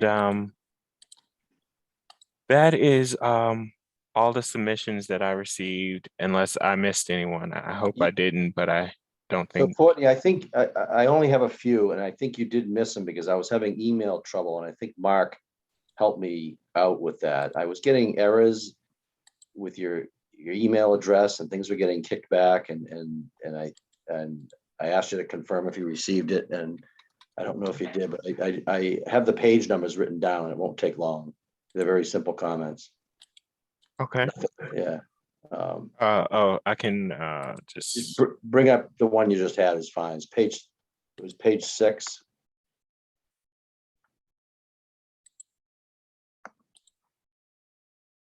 This one, I did the edits properly, but just couldn't get it sent to you for some reason. But on page 6 on the flood hazard areas, the last time the maps were published was 1982. I believe is that true, or do we need to mention it now that we have 2014 as the last time? I guess I didn't know if we need to carry that future one if we're now present up to 2014. That was my only comment on that. Okay. Yeah, I think I just referenced I referenced the previous year just to show that the drastic gap in Okay, that's fine. Yeah, it was just a comment. Yeah. Page 12. The urban forest and community gardens paragraph.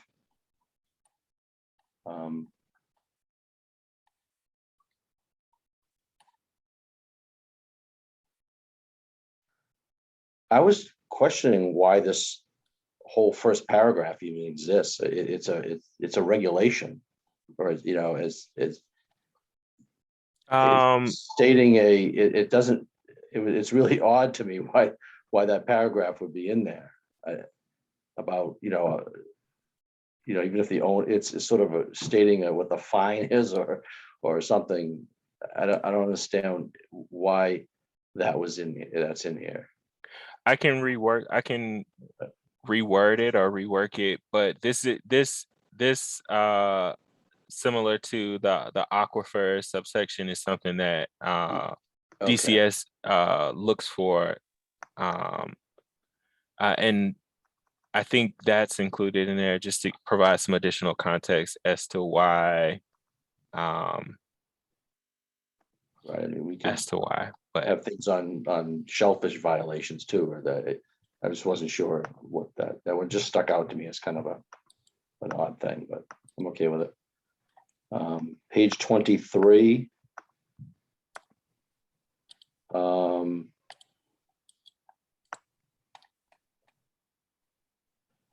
I just noted that, do we want to add the back shore anywhere on here? And the reason I'm saying that is because on the survey, it jumped out as one of the I think it was one of the top Vista places with the survey.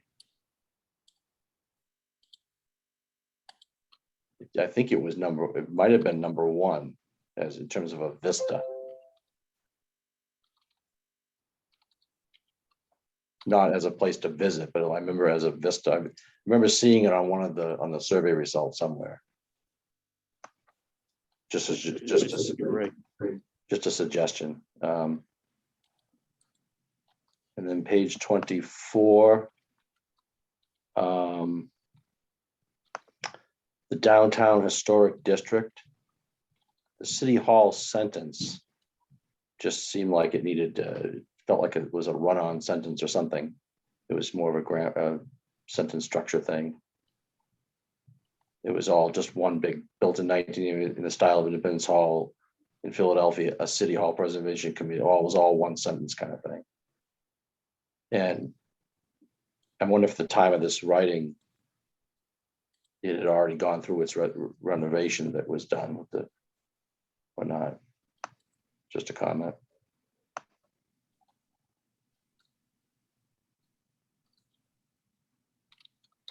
And then on page 29,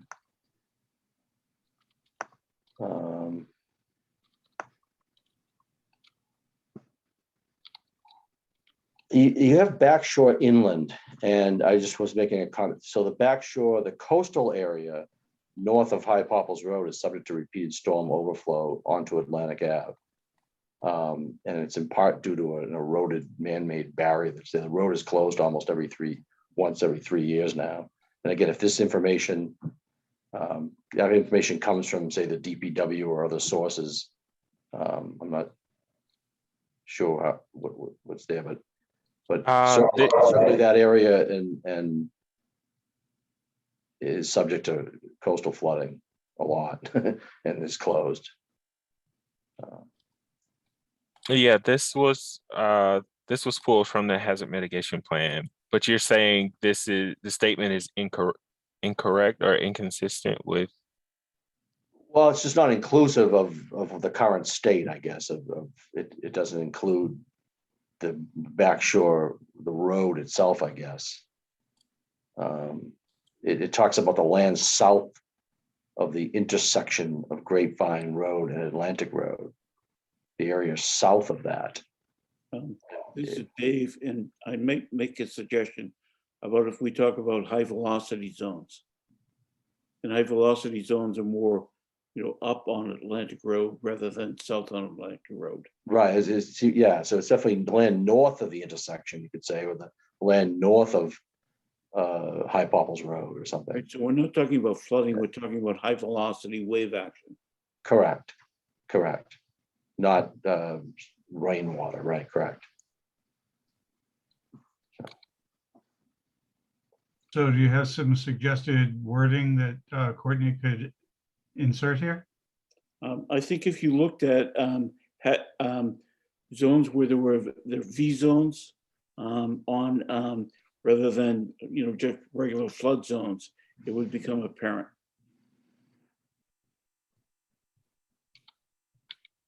Okay, we can have a look at that. That's all I had. Thank you. Okay. All right. And that's all the comments that I received on sections 2 through 4. That's good. Okay. Thank you, Courtney. I am glad we went through all of that. Now we can set that aside and take it off the agenda until we're back to, I think, looking at the draft as a whole. How does everybody feel about that? There's still like a little bit of homework to do, a little more to do, so some things to follow up on, but otherwise we don't need to keep that on the agenda anymore.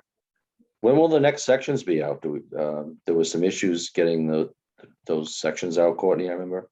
I can't cite a specific date right now. I as soon as possible is what I will say. I don't want to make a promise and I not be able to deliver those sections to you. I'm shooting for as soon as possible, hopefully within the next 2 weeks. But again, some of the later chapters, some of the later sections will also depend on how much progress we make on getting those, pulling together the draft action plan, which is what we, is kind of like the centerpiece of what we present at the second forum. So speaking of that, I had posted on the agenda November 9th as a forum date. Obviously, I think we all know that that's too soon. Looking at November is a very difficult month to schedule meetings, in part because we normally meet on Thursdays or the off Thursday from planning board.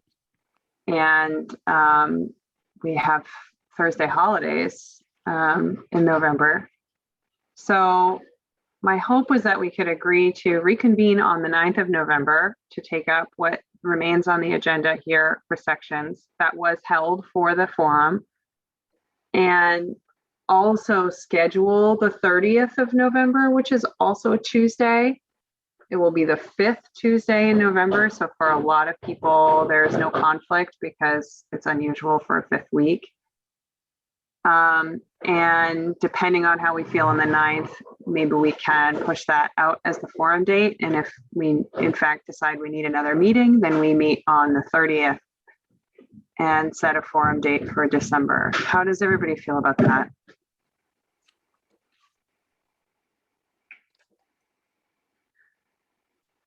It sounds to me, if I'm clear, that we would need to have time between now and the 9th to do some work. And then also between the 9th and the 30th to prepare for, so ideally, if we had our public forum for the 30th, the focus groups would have met, we would have had some additional information from them before the 30th.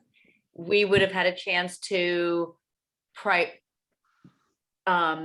clarify our goals and action plans, and that's what we're presenting to the public on the 30th. Am I getting that right? Okay. Is that realistic? Or I know there's holidays in there, but also, I mean, so would we as a group look at the goals and action plans on the 9th together, or we'd do that individually and then we'd come together on the 9th and hash it out in a similar way that we just did here?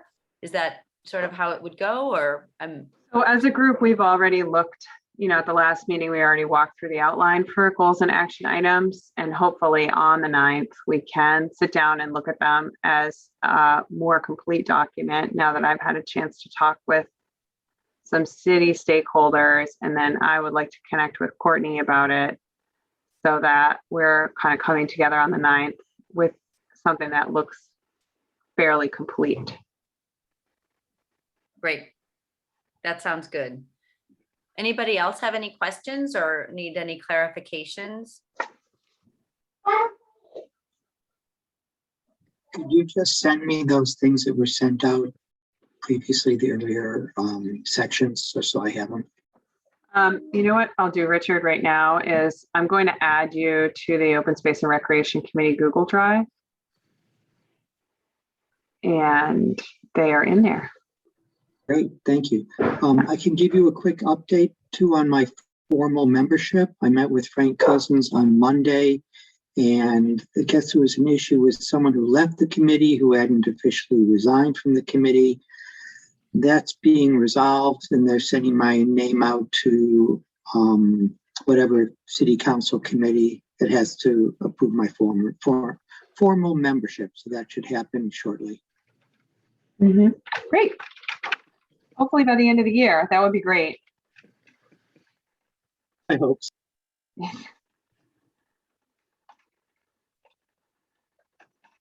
Okay.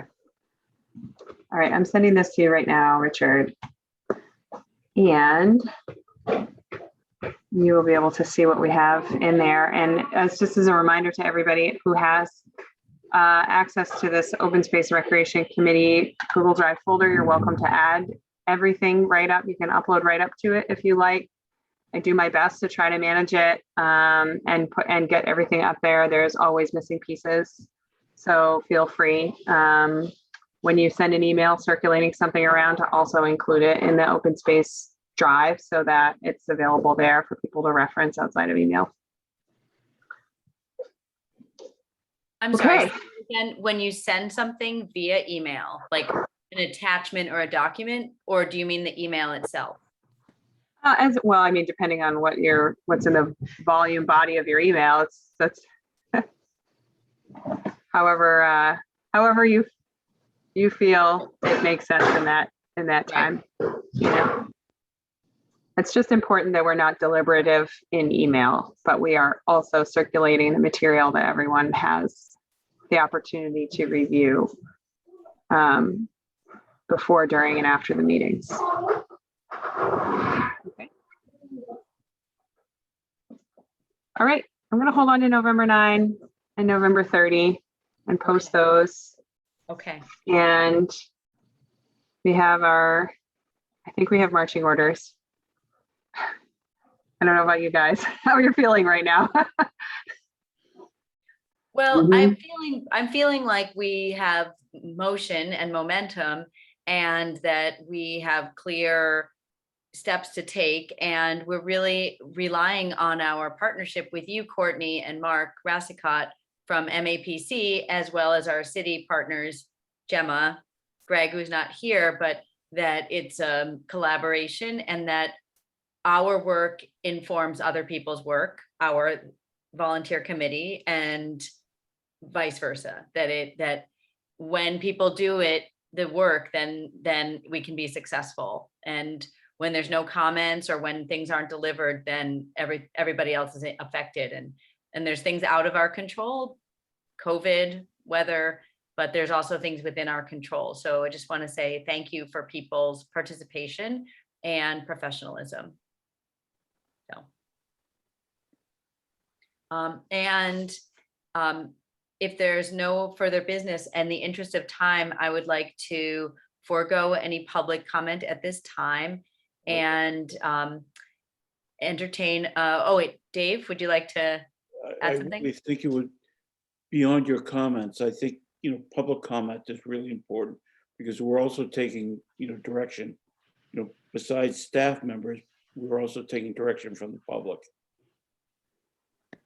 Okay, at this time, based on Member Sargent's very thoughtful comment, I will say for if there are members of the public that wish to speak, we are limiting comments to 3 minutes. So please be aware of that. And when the 3 minutes are up, you'll be finished. But if you are interested as a member of the public and you have something that you would like to share, please indicate through raising your hand, and you will be unmiked or unmuted rather, and we can hear from you.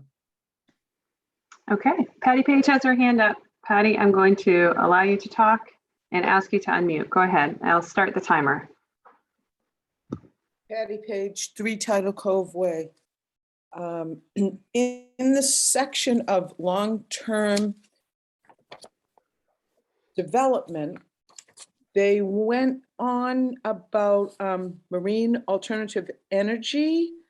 I know it looked like an economic development section. I'm sorry not to be quite as familiar with this plan as some others I'm involved in now, but can somebody elaborate, explain what they might be looking at as alternative energy, marine alternative energy, and where this is located? Thank you. I believe I believe what you're referencing or what you're talking about is a lot of the blue economy work that's currently taking place in Gloucester. And if that's what it's referencing, I don't know if it said something specifically about alternative energy, but I believe that. I don't know what that section was, but it was long-term development. I couldn't catch a page number on that, Courtney, but there was an addition and it was highlighted, and it was marine alternative energy. So that just sparked my interest. It was highlighted as a comment, like someone I actually think it was a comment that came in the beginning maybe in the Gemma Wilkins section. It was one of the first ones you went by there, and the section is called long-term development. And it does talk about the harbor and economic development in Gloucester. And again, I'm sorry, everything was really rather small on the screen. And it was, I was just trying to keep up.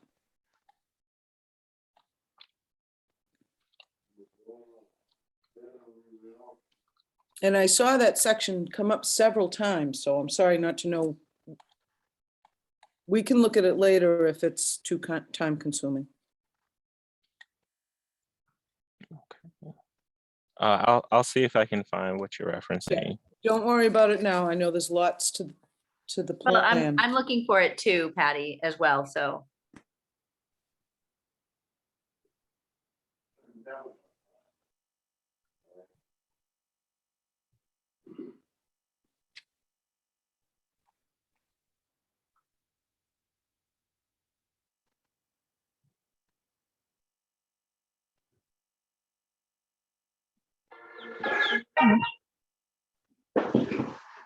Patty, do you have anything else?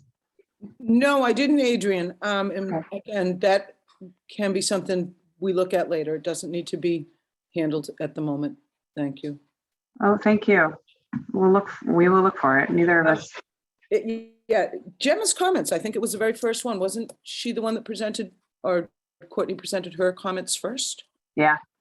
Yeah, we can look in Gemma's comments All for right. that. Yeah, that's fine. Thank you so much. Thanks, Patty. Okay, and I'm just looking at additional participants, any comments? I see Cindy, Patty, you've already spoken. Any other members of the public wishing to comment? Or clarify?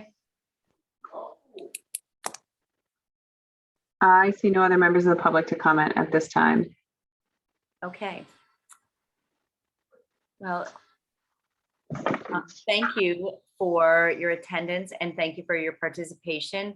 At this time, if there's no other further business, I actually do have one piece of communication via the Community Preservation Committee that the Young Legends Street Hockey group is having a golden shovel ceremony this Saturday to break ground for their street hockey rink at Stage Fort Park. And because community preservation uses open space or has open space and recreation projects, we don't have a lot of those, but I wanted to say you are all invited. It's at noon at the or it's currently a basketball court, or actually, I don't know if there's still hoops there, but it's at 12 noon. And our funds are going towards the completion of that project. So I wanted to invite people, and I'll send that in an email as well. But that's some good news. No. And if there's no further information or communication, then I will, does anyone have a motion to adjourn? So moved. Okay, a second? Second, Okay, member Mann seconds. So a roll call to adjourn. Member Mann? here, oh, bye. Yeah. Member Poulin? Adjourn. Member Quaitman, or interim, or sort of, Aye. yeah. Aye. Member Sargent Yes. and Member Wakeman also. So thank you, everybody. It's been a long but productive meeting, and I really appreciate your time and energy and presence. Thank you. MAP. Before Courtney, hold on, Courtney, did you have something you wanted to say before we stop? Oh, you're muted. I think I hit the button accidentally. Sorry. Oh, I was okay. scrounging. Yeah. Okay. Thanks, everybody. So look for communications about the November 9th, what the expectations are, and we'll plan on November 9th and November 30th. Yeah. Great. Bye, Thank everyone. you. Thank you. Thank Bye. you.